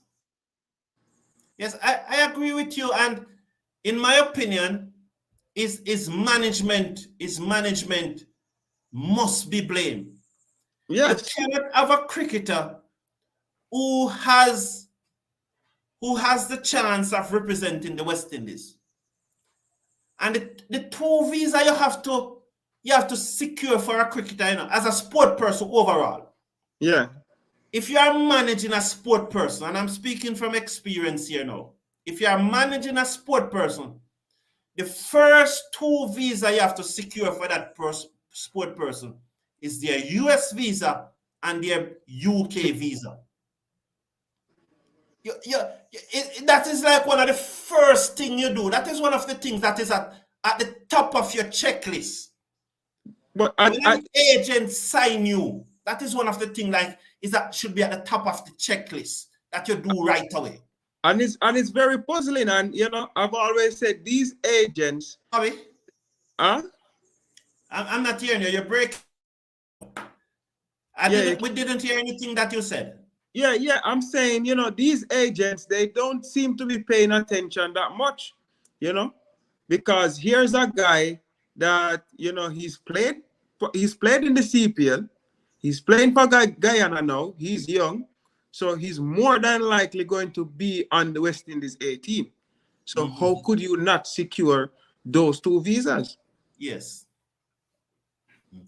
And these things always seem to happen. We always hear these things about Guyana. Remember earlier this year, they have some athletes in Bahamas who could not get home from the Carifta game because of flight issues. The association probably didn't book any flight or secure any flight for them to return home or so on. Why are these things always happening in Guyana? Just recently, I think it was last month or in September, there was a cycling team, a young cycling team, to go on a tour. And the children, can you imagine? The children turn up at the airport in Guyana and they were turned away because their ticket was not booked. Why are these things always happening down there? They need to get a hold of this situation, man. And whosoever is Kevlin Anderson agent, I hope he fired him immediately. Yeah. He should have pointed out that to the young man. Yeah, that is your job as an agent. Yes. That's why the players, that's why you are you are the play agent. Those are the things you need to take care of. Yes, because the player has to concentrate on the cricket. And playing, yes. The player has playing, yes. His game. And you concentrate on, you know, the business side and the paperwork side. Yes. Mark, when it comes to the visa, there comes a time when the player has to go to the embassy or so ever. But all of those paperwork leading up and setting the date and all of that is really the agent. Yeah, that's your job. That's why you're there. That is why you're there. So it is very sad that the young man missed out because of sloppiness on the part of his management. Another wicket gone down, that's Zampa. So Zampa is out, Arshdeep Singh getting the wicket there. And it was another ball, another off stump knockback. And there it is, Andre, Arshdeep Singh pitching up the ball and getting the wicket. Well done. Yeah, Arshdeep look to, you know, he wants to clean up Australia now. Yes. So the 1 wicket to go. So Australia, you can say now that this match is over. It is very. I am very sad and disappointed about the situation with Kevlin Anderson. Now, am I happy for Jordan Johnson? Yes, of course I'm happy for Jordan Johnson. But I know that Jordan Johnson would not be in that situation. Yeah, still I don't understand how an agent can mess up so bad. I want to tell you something, Bobby. I'm not, and I have no evidence to say this is so. But I've seen this happen in the past, where Cricket West Indies set a group of players. So they probably have 4 or 5 players on the radar. Yeah. And they would have set the group of players. Which one of you have a UK visa? And it's the one that have the UK visa gone, And this may well be the case. I am not saying that Jordan is not there on merit, but maybe he was not even the second choice or the third choice. But he has gone because he has a UK visa. And this has happened so many times in the past. Mr. Casanova is saying that seems like Australia didn't care about the series because they didn't pick the right players. No, I think they picked the right players because a number of these players will be in the T20 World Cup. A number of these players was in their T20 World Cup squad. But if you look at those 5 players that we're seeing on the screen right now, Stoney, Simmet, Wade, all of these players were part of it. Remember that Wade hit the winning run in the T20 World Cup final. So this is not a poor squad that they have there.